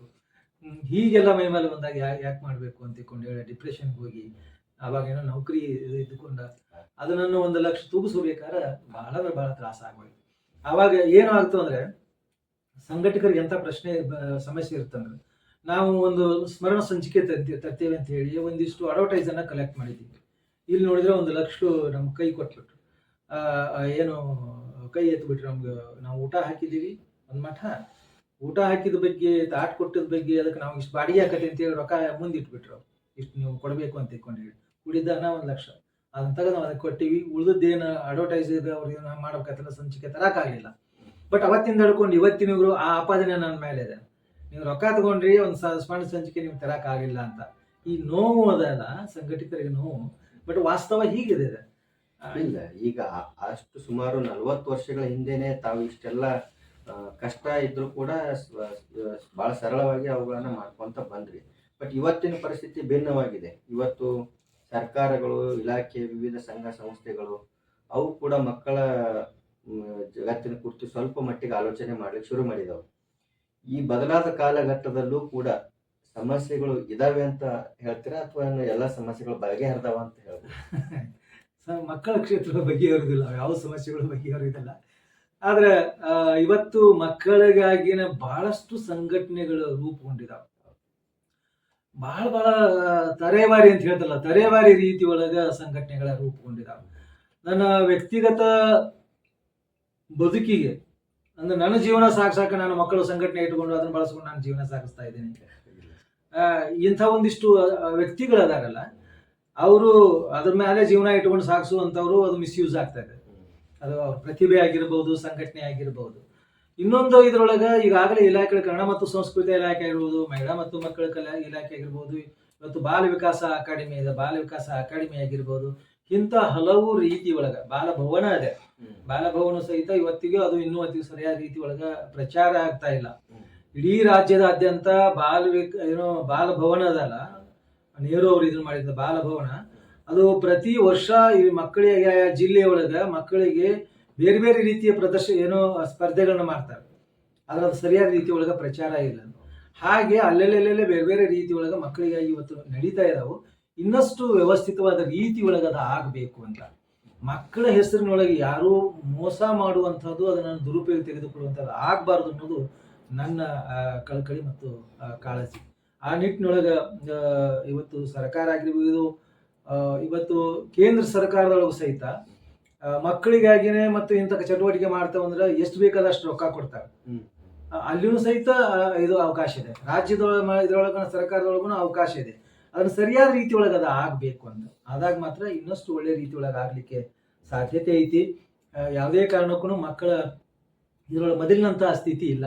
ಇವತ್ತು ಹಲವಾರು ರೀತಿ ಒಳಗೆ ಮೊಬೈಲ್ದೊಳಗನ ಇದನ್ನ ಮಾಡಿ ಸ್ಪರ್ಧೆ ಮಾಡ್ತಾ ಇದ್ದಾರೆ ಮಕ್ಕಳಿಗೆ, ಏನೆಲ್ಲ ಆನ್ಲೈನ್ದಾಗ ಮಾಡ್ತಾ ಇದ್ದಾರೆ. ಇಂಥವು ಹಲವು ರೀತಿ ಒಳಗೆ ಇವತ್ತು ತೆರ್ಕೊಂಡಿದ್ದಾವೆ ಮಕ್ಕಳಿಗಾಗಿ. ಈಗ ಮಕ್ಕಳ ಜಗತ್ತಿನ ಕುರಿತು ಹೇಳೋದಾದ್ರೆ ಅವರ ಹಕ್ಕುಗಳು, ಅವರಿಗೆ ಇರ್ತಕ್ಕಂಥ ಅವಕಾಶಗಳು, ಅವೆಲ್ಲದರ ಕುರಿತಾಗಿ ತಾವು ಸಾಕಷ್ಟು ಪ್ರಯತ್ನಗಳನ್ನು ಮಾಡಿದ್ದೀರಿ. ಇನ್ನೊಂದು ಭಾಗ ಇದೆ, ಸಾಹಿತ್ಯಿಕ ವಲಯದಲ್ಲಿ ತಮ್ಮದೊಂದು ಗುರುತರವಾಗಿರ್ತಕ್ಕಂಥ ಸ್ಥಾನದಲ್ಲಿ ತಾವಿದ್ದೀರಿ. ಘನವಾದ ಕರ್ನಾಟಕ ವಿದ್ಯಾವರ್ಧಕ ಸಂಘದ ಪ್ರಧಾನ ಕಾರ್ಯದರ್ಶಿಗಳಾಗಿ, ಅದರ ಪ್ರತಿನಿಧಿಯಾಗಿ ನಾನು ತಮ್ಮನ್ನ ಪ್ರಶ್ನೆ ಮಾಡ್ತಾ ಇದ್ದೀನಿ. ಸಾಹಿತ್ಯಿಕ ವಲಯದಲ್ಲಿ ಮಕ್ಕಳ ರಚನೆ ಅಥವಾ ಮಕ್ಕಳಿಗಾಗಿ ರಚಿಸಿರ್ತಕ್ಕಂಥ ಸಾಹಿತ್ಯಕ್ಕೆ ಎಷ್ಟರ ಮಟ್ಟಿಗೆ ಮಹತ್ವ ಇದೆ? ಇವತ್ತು ಸ್ವಲ್ಪ ಬರ್ತಾ ಇದೆ. ಮೊದಲು ಒಂದು ಇದು ಇತ್ತು, ಯಾರೇ ದೊಡ್ಡ ಸಾಹಿತಿಗಳು ಮಕ್ಕಳು ಸಾಹಿತ್ಯ ಬಿಡು ಅಂತ ಅಂದ್ರೆ ಅನ್ನುವಾಗನ ಅದ್ರ ಬಗ್ಗೆ ಇರುವಂತಹ ಭಾವನೆ ಅದಲ್ಲ, ಭಾವನೆ ಕೀಳರಿಮೆ ಅಂದ್ರೆ ಅನ್ನೋಕ್ಕಿಂತ ಅದೇನು ಕೆಲ್ಸಕ್ಕೆ ಬಾರದು ಅಂತ, ಅದು ಕೆಲ್ಸಕ್ಕೆ ಬಾರದು, ಅದೇನದು ಉಪಯೋಗ ಇಲ್ಲದ ಅಂತ. ಆದ್ರೆ ಯಾರು ಆಗ ಅಂದಿರ್ತಾರಲ್ಲ, ಅದೇ ಬಾಲ ಸಾಹಿತ್ಯವನ್ನು ಓದೇನೆ ಅವ್ರ ಮೇಲೆ ಬಂದಿದ್ದು ಅಂತ. ಇವತ್ತು ಚಂದಮಾಮ ನಾವು ನೆನಪಿಸ್ಕೋಬೇಕಾಗ್ತದೆ, ಬಾಲಮಿತ್ರನ್ ನೆನಪಿಸ್ಕೋಬೇಕು, ಗೊಂಬೆ ಮನೆ ಪತ್ರಿಕೆ ನೆನಪಿಸ್ಕೋಬಹುದು. ಅವೆಲ್ಲವೂ ತಮಿಳು ಇದರಿಂದ ಬಂದಿದ್ದ, ಕೇರಳ ಇದರಿಂದ ಬಂದಂಥವು, ತಮಿಳುನಾಡಿಂದ ಬಂದಂಥ ಪತ್ರಿಕೆಗಳು. 7 ಭಾಷೆಯೊಳಗೆ ಅವು ಪ್ರಕಟ ಆಗುವಂಥದ್ದು. ನಮ್ಮ ಭಾಷೆಯ ರುಚಿ ಅದ್ರಾಗ ಇರದೇ ಇದ್ರು ಸಹಿತ ಅವತ್ತು ಮಕ್ಕಳಿಗೆ ಓದಲಿಕ್ಕೆ, ಮಕ್ಕಳ ಸಾಹಿತ್ಯಕ್ಕೆ ಪ್ರೇರಣೆ ನೀಡಲಿಕ್ಕೆ ಪತ್ರಿಕೆಗಳು ಇದ್ದಿಲ್ಲ. ಅದು ಒಂದು ಕಾರಣ ಆಗುತ್ತೆ. ನಾವು ಏನೋ ಗುಬ್ಬಚ್ಚಿಗೂಡು ಅಂತ ಏನೋ ಹೇಳ್ತಾ ಇದ್ದೀವಿ, ಕನ್ನಡದ ಮಕ್ಕಳಿಗಾಗಿ ಒಂದು ಪತ್ರಿಕೆ ನಿರಂತರ ಇಲ್ಲಲ್ಲ ಅನ್ನೋಂಥ ಹೊರಗಡೆ ನೀಗಿಸ್ಲಿಕ್ಕೆ ಅದೊಂದು ನಾವು ಪ್ರಾರಂಭ ಮಾಡಿದ್ದು. ಇಲ್ಲಿ ಮಕ್ಕಳ ಸಾಹಿತ್ಯದ ಬಗ್ಗೆ ನೀವು ಕೇಳಿದ್ರಿ. ಮಕ್ಕಳ ಸಾಹಿತ್ಯದ ಬಗ್ಗೆ ಅವತ್ತು ಬಹಳಷ್ಟು ಏನು ಒಂದು ಕೆಳ ಹಂತದೊಳಗೆ ನೋಡ್ತಾ ಇದ್ರು. ಅದನ್ನು ಹೋಗಲಾಡಿಸುವಂತ ಪ್ರಯತ್ನವನ್ನು ಇನ್ನೊಂದು ಎಂಗಲ್ದಾಗ ನಾವು ನೋಡ್ಬೇಕಾಗ್ತದೆ. ಕುವೆಂಪು ಅಂಥವ್ರು, ಕಾರಂತ್ ಅಂಥವ್ರು, ಹಾಗೆ ನೀವು ರಾಜರತ್ನಮ್ಮ ಅಂಥವ್ರು, ನೀವು ದೊಡ್ಡ ದೊಡ್ಡ ವ್ಯಕ್ತಿಗಳೆಲ್ಲರೂ, ಈ ಒಂದು ಚನ್ನವೀರ ಕಣಿವೆ ಅವ್ರು ಹಿಡ್ಕೊಂಡು ಇಂಥ ಎಲ್ಲರೂ ಮಕ್ಕಳ ಸಾಹಿತ್ಯಕ್ಕೆ ಸಂಬಂಧಪಟ್ಟಂತೆ ರಚನೆ ಮಾಡಿ ಕೊಟ್ಟಂಥವ್ರು. ವಿಶೇಷವಾಗಿ ಕುವೆಂಪು ಅವರು ಬಹಳ ದೊಡ್ಡ ಇದನ್ನು ಕೊಟ್ಟವರು. ಹಾಗೆ ಪೂರ್ಣಚಂದ್ರ ತೇಜಸ್ವಿ ಅವರು ಇವತ್ತು ರಾಷ್ಟ್ರ ಕವಿ, ರಾಷ್ಟ್ರ ಸಾಹಿತಿ ಅಂತ ತಿಳ್ಕೊಂಡು ಹೇಳಿ ನಾವು ಕುವೆಂಪು ಅವ್ರು ಕೇಳ್ತಿದ್ವಿ, ನೋಡ್ತೇವಲ್ಲ ಏನೆಲ್ಲ ಮಕ್ಕಳ ಸಾಹಿತ್ಯ ಕೊಟ್ಟಾರೋ. ಅವರು ಇದನ್ನ ಯಾರು ಮಕ್ಕಳ ಸಾಹಿತ್ಯ ಬಗ್ಗೆ ನೆಗ್ಲೆಕ್ಟ್ ಮಾಡ್ತಾರೋ ಅದನ್ನ ಅವಲೋಕಿಸ್ತಾ ಇಲ್ಲ ಅಂತ. ಕಾರಂತ್ ಅವರು ಇಡೀ ಜೀವನನೇ ಮಕ್ಕಳ ಇದನ್ನ ಸಮೃದ್ಧಿಗಾಗಿ, ಸಾಹಿತ್ಯ ಸಮೃದ್ಧಿಗಾಗಿ ಕೊಟ್ಟಂತವ್ರು. ಹಲವು ರೀತಿಯೊಳಗ ಪ್ರಯೋಗಗಳನ್ನ ಮಾಡಿದ್ರು. ಅವರು ಬಾಲಭವನ ಇದನ್ನು ಮಾಡಿದ್ರು, ಬಾಲವನ ಮಾಡಿದ್ರು, ಅಲ್ಲಿ ಶಾಲೆಗಳನ್ನ ತೆಗೆದ್ರು. ಹಾಗೆ ಇವರು ಟಾಗೋರ್ ಅವರ ಮಾದರಿಯಾಗಿ ಅವರು ಇಲ್ಲಿ ಪ್ರಯತ್ನ ಮಾಡಿದ್ರು. ಇಂಥವೆಲ್ಲ ಪ್ರಯತ್ನ ಅದಾವಲ್ಲ, ಆ ಪ್ರಯತ್ನಗಳ ಇದನ್ನ ಇವತ್ತು ಏನೋ ದೊಡ್ಡ ಸಾಹಿತ್ಯಗಳಂತ ಕರಿತೀವಲ್ಲ, ಇವತ್ತಿಗೂ ಸಹಿತ ಹೇಳಿಕೊಳ್ಳುವ ರೀತಿ ಒಳಗ ಸಪೋರ್ಟಿವ್ ಆಗಿಲ್ಲ. ಅಂದ್ರೆ ಅದರೊಳಗೆ ಗಂಭೀರತೆ ಇಲ್ಲ, ಅದರೊಳಗೆ ಸರಿಯಾದ ವಿಷಯ ವಸ್ತು ಇಲ್ಲ, ಅದನ್ನ ಏನೇನೋ ಸಂದೇಶ ಕೊಡುವುದಿಲ್ಲ, ಪ್ರಭಾವ ಬೀರುವುದಿಲ್ಲ. ಅದು ನನ್ನ ದೊಡ್ಡವರ ನೆಲೆಗಟ್ಟಿನೊಳಗ ಆ ಮಕ್ಕಳ ಸಾಹಿತ್ಯವನ್ನು ಓದ್ತೇನೆ ವಿನಃ ಮಕ್ಕಳ ನೆಲೆಗಟ್ಟಿನೊಳಗೆ ಇಟ್ಕೊಂಡು ನಾನು ಆಲೋಚನೆ ಮಾಡ್ತಾ ಇಲ್ಲ ಅಂತ. ಇವತ್ತಿನ ಹಿರಿಯ ಸಾಹಿತಿಗಳ ಆಲೋಚನೆ ಮಾಡೋದಂದ್ರೆ ತಮ್ಮ ನೆಲೆಗಟ್ಟಿನೊಳಗೆ ವಿಚಾರ ಮಾಡ್ತಾರೆ. ಆದ್ರೆ ಮಕ್ಕಳ ನೆಲೆಗಟ್ಟಿನೊಳಗ, ಮಕ್ಕಳ ಮನಸ್ಥಿತಿ ಒಳಗೆ ಅದನ್ನ ಆಲೋಚನೆ ಮಾಡ್ತಾ ಇಲ್ಲ. ಅದು ಆಗ್ಬೇಕಾಗಿದೆ. ಆದ್ರೂ ಸಹಿತ ಮೊದಲಿನ ಇದಕ್ಕೆ ಈಗಿನ ಇದಕ್ಕೆ ಬಹಳಷ್ಟು ಬದಲಾವಣೆ ಆಗ್ತಾ ಇದೆ. ಈಗ ಇವತ್ತಿನ ಇದ್ರೊಳಗೆ ನಾವು ರಹಮತ್ ತರೀಕೆರೆ ಅವ್ರನ್ನ ಹಿಡ್ಕೊಂಡು, ವಿನಯ ಅವ್ರನ್ನ ಹಿಡ್ಕೊಂಡು ಬಹುತೇಕ ಎಲ್ಲರನ್ನೂ ಸಹಿತ ಮಕ್ಕಳ ಸಾಹಿತ್ಯಕ್ಕೆ ಸಂಬಂಧಪಟ್ಟಂಗ ಅವ್ರನ್ನ ಮಾತಾಡಿಸಿದೇವಿ. ಅವ್ರನ್ನ ವಿಚಾರ ಸಂಕಿರಣೊಳಗೆ ಭಾಗವಹಿಸುವಂಗ ಮಾಡಿದೀವಿ, ಸಮ್ಮೇಳನದೊಳಗೆ ಭಾಗವಹಿಸುವಂಗ ಮಾಡಿದೀವಿ.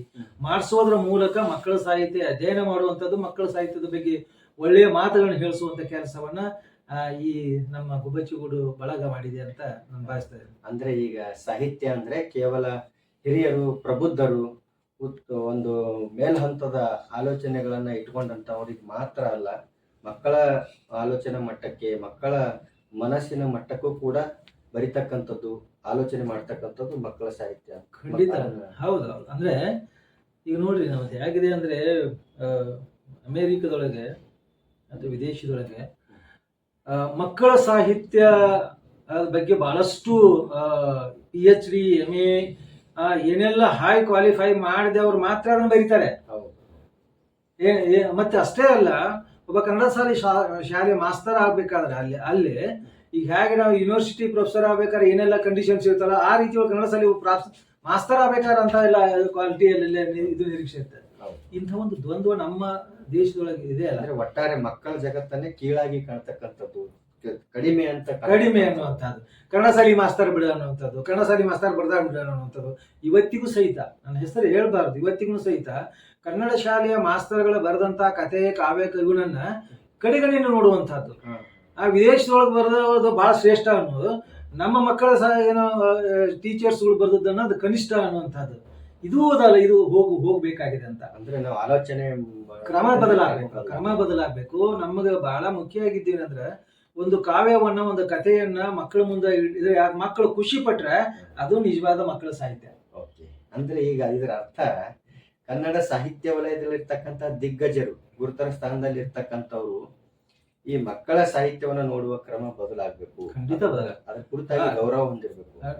ಗೌರವ ಅಷ್ಟೇ ಅಲ್ಲ, ಅದ್ರ ಆಳಕ್ಕೆ ಇಳಿಬೇಕು. ಅವರು ನಿಜವಾದ ಒಬ್ಬ ಸಾಹಿತಿ ಅಂತ ಅನ್ಸ್ಕೊಂಡ್ ಕರ್ಸ್ಕೋಬೇಕಾರ, ಹಿರಿಯ ಸಾಹಿತಿ ಅಂತ ಕರ್ಸ್ಕೋಬೇಕಾರ ಅವ ಬೇಸು ಮಕ್ಕಳ ಸಾಹಿತ್ಯನಾಗಿರ್ಬೇಕು ಅಂತ. ನಿಮ್ಮ ಇವತ್ತು ನಮ್ ದೊಡ್ಡ ಕೊರಗೆ ಏನದ ಗೊತ್ತ್ರಿ, ಇವತ್ತು ಇಲ್ಲ ಮಕ್ಕಳ ಸಾಹಿತ್ಯ ಓದೋರೇ ಇಲ್ಲ ಅಂತ. ಇವತ್ತು ಸಾಹಿತ್ಯ ಓದುವಂತ ಇದು ಕಡಿಮೆ ಆಗೈತೆ ಅಂತ. ಅದ್ರ ಬಗ್ಗೆ ಹಿರಿಯ ಸಾಹಿತ್ಯಗಳ ಆಲೋಚನೆ ಮಾಡ್ಬೇಕಲ್ಲ. ಅರೆ ಯಾಕೆ ಕಡಿಮೆ ಆಗಿದೆ ಅಂತ. ಮಕ್ಕಳ ಸಾಹಿತ್ಯದ ಬಗ್ಗೆ, ಮಕ್ಕಳ ಓದಿನ ಬಗ್ಗೆ ನಾವ್ ಯಾರು ಹಿರಿಯ ಸಾಹಿತ್ಯಗಳು ತಲೆ ಕೆಡಿಸ್ಕೊಳ್ತಾ ಇಲ್ಲ. ಮಕ್ಕಳ ಸಾಹಿತ್ಯ ಸರಿಯಾದ ರೀತಿಯೊಳಗ, ಮಕ್ಕಳ ಖುಷಿ ಪಡುವಂಗ, ಮಕ್ಕಳ ಆಕರ್ಷಣೆ ಆಗುವಂತ ರೀತಿಯೊಳಗ ಸಾಹಿತ್ಯ ಬರಬೇಕು ಅಂತ ಹಿರಿಯ ಸಾಹಿತ್ಯಗಳನ್ನು ಆಲೋಚನೆ ಮಾಡ್ಬೇಕಲ್ಲ. ಅದ್ರ ಬಗ್ಗೆ ವಿಚಾರ ಮಾಡ್ಬೇಕಲ್ಲ, ಅದ್ರ ಬಗ್ಗೆ ಅವರು ಪ್ರಯತ್ನ ಮಾಡ್ಬೇಕಲ್ಲ. ಇಲ್ಲ ಇದು ಬರಿತಾ ಇರುವಂತದ್ದು ಬಹಳ ಇದು ಮಕ್ಕಳಿಗೆ ತಲುಪ್ತಾ ಇಲ್ಲ, ಈಗ ಬರೋದು ಚಲೋ ಆಗ್ತೈತಿ ಅನ್ನುವಂಥ ರೀತಿ ಒಳಗ ಅವ್ರು ಪ್ರಯತ್ನ ಮಾಡಿ ತೋರಿಸ್ಬೇಕು ಅಂತ. ಅಂದಾಗ ಮಾತ್ರ ಮಕ್ಕಳು ಅದ್ರೊಳಗೆ ಓದುವ ಅಭಿರುಚಿ ಬೆಳೆದ್ರೆ ಮುಂದೆ ಹಿರಿಯರು ಅದೇ ರುಚಿಯನ್ನ ದೊಡ್ಡ ಸಾಹಿತ್ಯವನ್ನು ಓದಲಿಕ್ಕೆ ಸಾಧ್ಯತೆ ಇದೆ. ಈಗ ನಮಗೆ ಒಂದು ಹೆಮ್ಮೆಯ ಸಂಗತಿ ಏನಂದ್ರೆ ಇಷ್ಟೆಲ್ಲ ವಿಪರ್ಯಾಸಗಳ ನಡುವೆಯೂ ಒಂದು ಘನವಾದ ಕರ್ನಾಟಕ ವಿದ್ಯಾವರ್ಧಕ ಸಂಘದಂತ ಪ್ರಧಾನ ಕಾರ್ಯದರ್ಶಿಯ ಹುದ್ದೆಯಲ್ಲಿರ್ತಕ್ಕಂಥ ತಾವು ಮಕ್ಕಳ ಕುರಿತಾಗಿ ಇಷ್ಟೆಲ್ಲ ಆಲೋಚನೆ ಮಾಡ್ತೀರಿ ಅಂತಕ್ಕಂಥದ್ದೇ ನಾವು ತುಂಬಾ ಅಭಿಮಾನ ಪಡ್ಕೊಳ್ತಕ್ಕಂಥ ಸಂಗತಿ ನನಗನ್ನಿಸ್ತದೆ. ಎಲ್ಲೆಲ್ಲಿ ನಮಗೆ ಕರ್ನಾಟಕ ವಿದ್ಯಾವರ್ಧಕ ಸಂಘದಾಗ ಅಂದ್ರೆ ಯಾರೇ ಎಲ್ಲೇ ಅಧಿಕಾರದೊಳಗಿರ್ಲಿ ಅವರು ತಮ್ಮ ಯಾವ ಮೂಲ ಆಶಯಗಳಿರ್ತಾವಲ್ಲ ಆ ಆಶಯಗಳ ಪೂರಕವಾಗಿ ಅವ್ರು ಹೆಚ್ಚು ಕೆಲಸ ಮಾಡ್ತಿರ್ತಾರೆ. ನಾನು ಮಕ್ಕಳ ಸಾಹಿತ್ಯದ ಬಗ್ಗೆ, ಯುವಕರ ಬಗ್ಗೆ, ಮಹಿಳೆಯರ ಬಗ್ಗೆ ಈ ಮೂರು ವಲಯ ಬಹಳ ಅಂದ್ರೆ ಬಹಳ ಪ್ರೀತಿ ನನಗೆ ಮತ್ತು ಒಲವು. ಆ ಹಿನ್ನೆಲೆ ಒಳಗೆ ಬಹುತೇಕ ಕಾರ್ಯಕ್ರಮಗಳು ಏನು ಇರ್ತಾವೋ ಮಕ್ಕಳಿಗಾಗಿ ವೇದಿಕೆ ಒದಗಿಸುವಂತ ಕೆಲಸವನ್ನು ಮಾಡ್ತಾ ಇದೆ. ಯಾರೋ ಒಬ್ರು 5 ಲಕ್ಷ ರೂಪಾಯಿ ದತ್ತಿ ಇಟ್ಟಿದ್ರು. ಆ ಹಣನ ಮಕ್ಕಳ ಪ್ರತಿಭೆಗೆ ಹೋಗ್ಬೇಕು ಅಂತ ಮಕ್ಕಳು ಯಾರು ಅಂತ ಮಕ್ಕಳಿಗೆ ಅದನ್ನ ಬಹುಮಾನ ಕೊಡಕ್ಕೆ ಶುರು ಮಾಡಿದೆ. ಅಂದ್ರೆ ಅದನ್ನ ಕನ್ವರ್ಟ್ ಮಾಡಿ ಮಕ್ಕಳಿಗೆ ತಲುಪುವ ರೀತಿ ಒಳಗ ಅಂತ ಒಂದು ಪ್ರಯತ್ನವನ್ನ ನಾನು ಈ ಅಧಿಕಾರ ಬಳಸ್ಕೊಂಡು ಮಾಡಿದ್ದಿದೆ. ಖಂಡಿತ ಇದೊಂದು ತುಂಬಾ ನಾವು ಇಡೀ ಕರ್ನಾಟಕವೇ ಹೆಮ್ಮೆ ಪಡಬೇಕಾಗಿರ್ತಕ್ಕಂಥ ಒಂದು ವಿಷಯ. ಈಗ ಸುದೀರ್ಘ ಕಾಲದಿಂದ ತಾವು ಈ ಕ್ಷೇತ್ರದಲ್ಲಿ ತೊಡಗಿಸಿಕೊಂಡಿದ್ದೀರಿ. ನಿಮ್ಮ ಅನುಭವದಲ್ಲಿ ಮಕ್ಕಳಿಗಾಗಿ ಒಂದಷ್ಟು ಸಾಹಿತ್ಯವನ್ನು ಒದಗಿಸುವ ಪ್ರಯತ್ನವನ್ನು ಮಾಡಿದ್ದೀರಿ, ಜೊತೆಗೆ ಮಕ್ಕಳ ಪ್ರತಿಭೆಗೆ ವೇದಿಕೆಯನ್ನು ಒದಗಿಸ್ತಕ್ಕಂಥ ಪ್ರಯತ್ನವನ್ನು ಕೂಡ ತಾವು ಮಾಡಿದ್ದೀರಿ. ಇಲ್ಲಿ 2 ವಿಷಯಗಳನ್ನು ನಾವು ನೋಡ್ತಾ ಇದ್ದೀವಿ.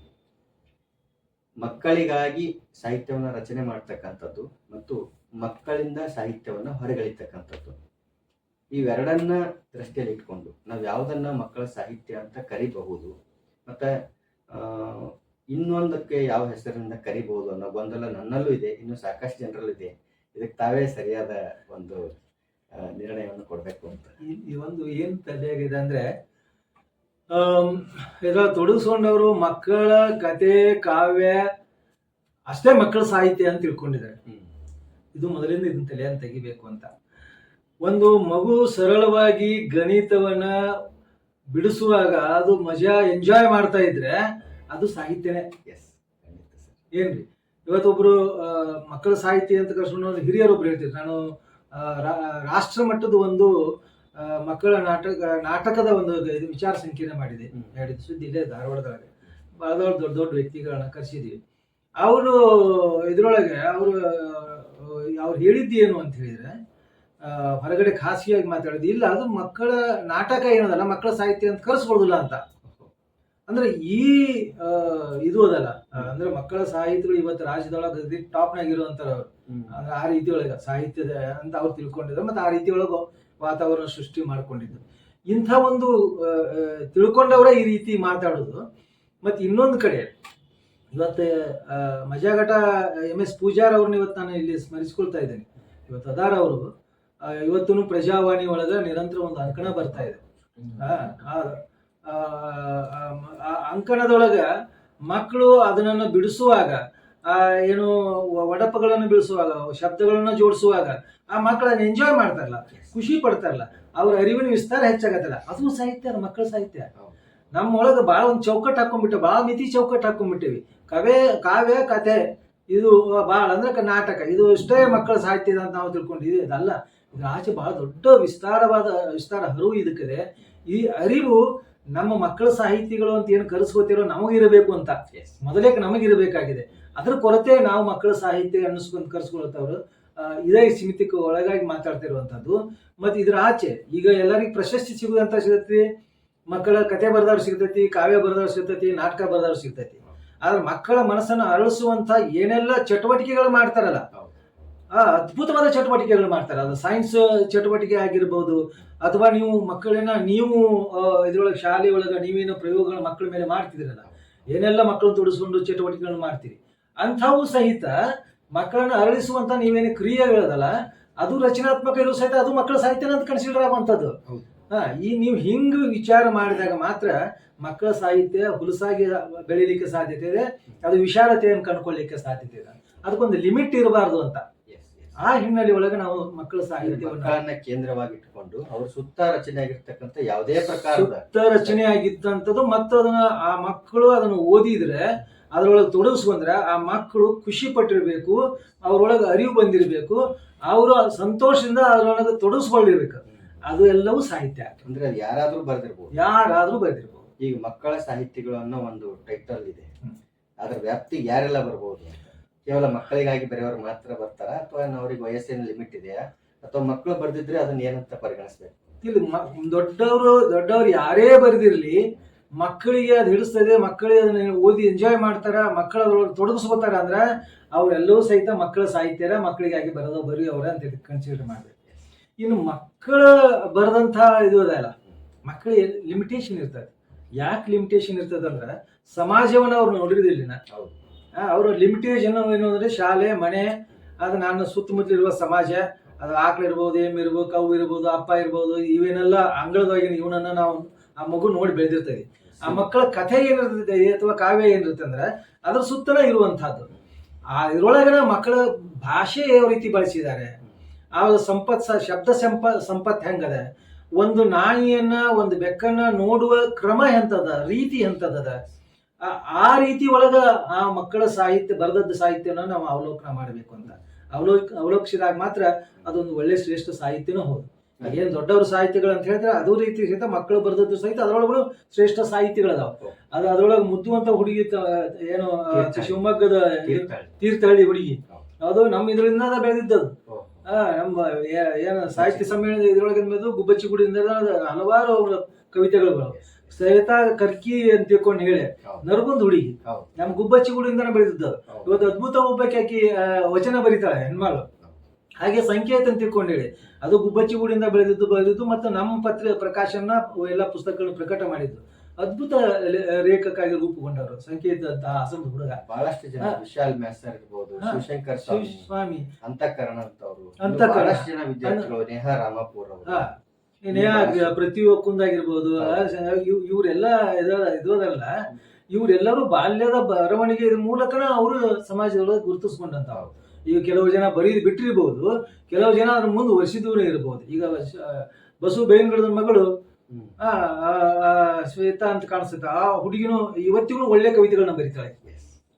ಬಾಲ್ಯದೊಳಗಡೆ ಸಾಕಷ್ಟು ಕವಿತೆಗಳನ್ನ ಬರೀತಾರೆ. ಈ ರೀತಿಯ ವೇದಿಕೆಗಳ ಮೂಲಕನೇ ಹೊರ ಬಂದಿರ್ತಾರೆ. ಹೌದು ಹೌದು, ಖಂಡಿತ. ಅಂದ್ರೆ ಅವಕಾಶ ಸಿಕ್ಕರೆ, ವೇದಿಕೆಯನ್ನು ಒದಗಿಸಿದ್ರೆ ಬಹಳ ಅದ್ಭುತವಾಗಿ ಮಕ್ಕಳು ಬರೀತಾರೆ ಅನ್ನೋದು ತಮ್ಮ ಅಷ್ಟೇ ಅಲ್ಲ, ಅವ್ರು ಎಂಥದ ಬರೀಲಿ, ಅವ್ರನ್ನ ದುಬ್ಬಾ ಚಪ್ಪರಿಸಿ ಬೆಸ್ಟ್ ಬರ್ದಿ, ಚಲೋ ಬರ್ದಿ, ಇದನ್ನ ಸ್ವಲ್ಪ ಇದನ್ನ ಹಿಂಗ್ ತಿದ್ಕೋ ಅಂತ ಹೇಳುವಂಗ ಆಗ್ಬೇಕು. ಇದನ್ನೇನು ಬರ್ದಿ ನೀನು ಅಂತ ಅಂದ್ಯಪ್ಪ ಅಂತ ಹೇಳಿದ ಅವ್ ಎಷ್ಟೇ ಇದನ್ನು ಬರೆದಿದ್ರು ಸಹಿತ ಅವ್ ಜರ ಹೋಗ್ಬಿಡ್ತಾನೆ. ನಾವು ಮುಂದೆ ಬರೆಯಕ್ಕೆ ಪ್ರಯತ್ನ ಮಾಡೋದು. ಮಕ್ಕಳಿಗೆ ಏನು ಅಂತಂದ್ರೆ ಯಾವಾಗ್ಲೂ ನೀವು ಬರೆದಿದ್ದು ಚಲೋ ಐತಿ ಅಂತ ಮೊದಲನೇ ಡೈಲಾಗ್ ಇರ್ಬೇಕು. ಫಸ್ಟ್ ಡೈಲಾಗ್ ನಿನ್ನೆ ದುಬ್ಬಾ ಚಪ್ಪರಿಸಿ ನೀವು ಬೆಸ್ಟ್ ಮಾಡಿ ಅಂತ ಅಂದಾಗ ಮಾತ್ರ ಅವ್ರ ಒಳಗಿರುವಂತ ಪ್ರತಿಭೆಗೆ ಪ್ರೋತ್ಸಾಹ ಸಿಕ್ಕು ಅದು ಹೊರಗೆ ಬರ್ಲಿಕ್ಕೆ ಸಾಧ್ಯ. ಅದನ್ನು ಕೂಡ ನಾವು ಮಕ್ಕಳ ಕಣ್ಣೋಟದಲ್ಲೇ ಪ್ರಶಂಸಿಸಬೇಕು. ನಮ್ಮ ಹಿರಿಯರ ಮಟ್ಟಕ್ಕೆ ಅದನ್ನು ಗ್ರಹಿಸಿ ನಾವು ಪ್ರಶಂಸೆ ಮಾಡ್ಲಕ್ ಹೋದ್ರೆ ಅಥವಾ ಅನಾಲಿಸ್ ಮಾಡ್ಲಕ್ ಹೋದ್ರೆ ಅದು ಅಲ್ಲಿ ಇಲ್ಲ. ನಾವು ನೋಡಕ್ ಆಗುದ್ರೆ ಆ ಮಗುವಿನ ಬೆಳೆದ ವಾತಾವರಣ ಎಂಥದಿರ್ತದೆ. ಅವ್ ಹಳ್ಳಿಯೊಳಗೆ ಬೆಳೆದಾನ, ಗುಡಿಸಲ್ದಾಗ ಬೆಳೆದಾನ, ಹೌದು, ಅವ್ ಬಡತನದಿಂದ ಬೆಳೆದಾನ, ಆನಂತರ ಶಹರದಾಗ ಬೆಳೆದಾನ, ಅವನ ಎಲ್ಲಿ ಕಾನ್ವೆಂಟ್ ಶಾಲೆಗೆ ಹೋದಾನ, ಸರ್ಕಾರಿ ಶಾಲೆ ಒಳಗೆ ಹೋದಾನ, ಅವನ ನೆಲೆ ಎಂಥದ್ದು, ಆ ನೆಲೆಗಟ್ಟಿನೊಳಗ ಅವ ಏನ್ ಕವಿತೆ ಬರ್ದಾನ ಅದಕ್ಕೆ ಅದು ಪೂರಕವಾಗಿ ಐತಿಲ್ಲ ಅಂತ ನಾವು ನೋಡ್ಬೇಕು ವಿನಃ ನನ್ನ ಶಬ್ದ ಭಂಡಾರಕ್ಕ ಅವನ ಶಬ್ದ ಭಂಡಾರಕ್ಕ ಹೋಲಿಸಿ ನೋಡುದಲ್ಲ. ಆ ಇದನ್ನ ನಾವು ನೋಡ್ಬೇಕು.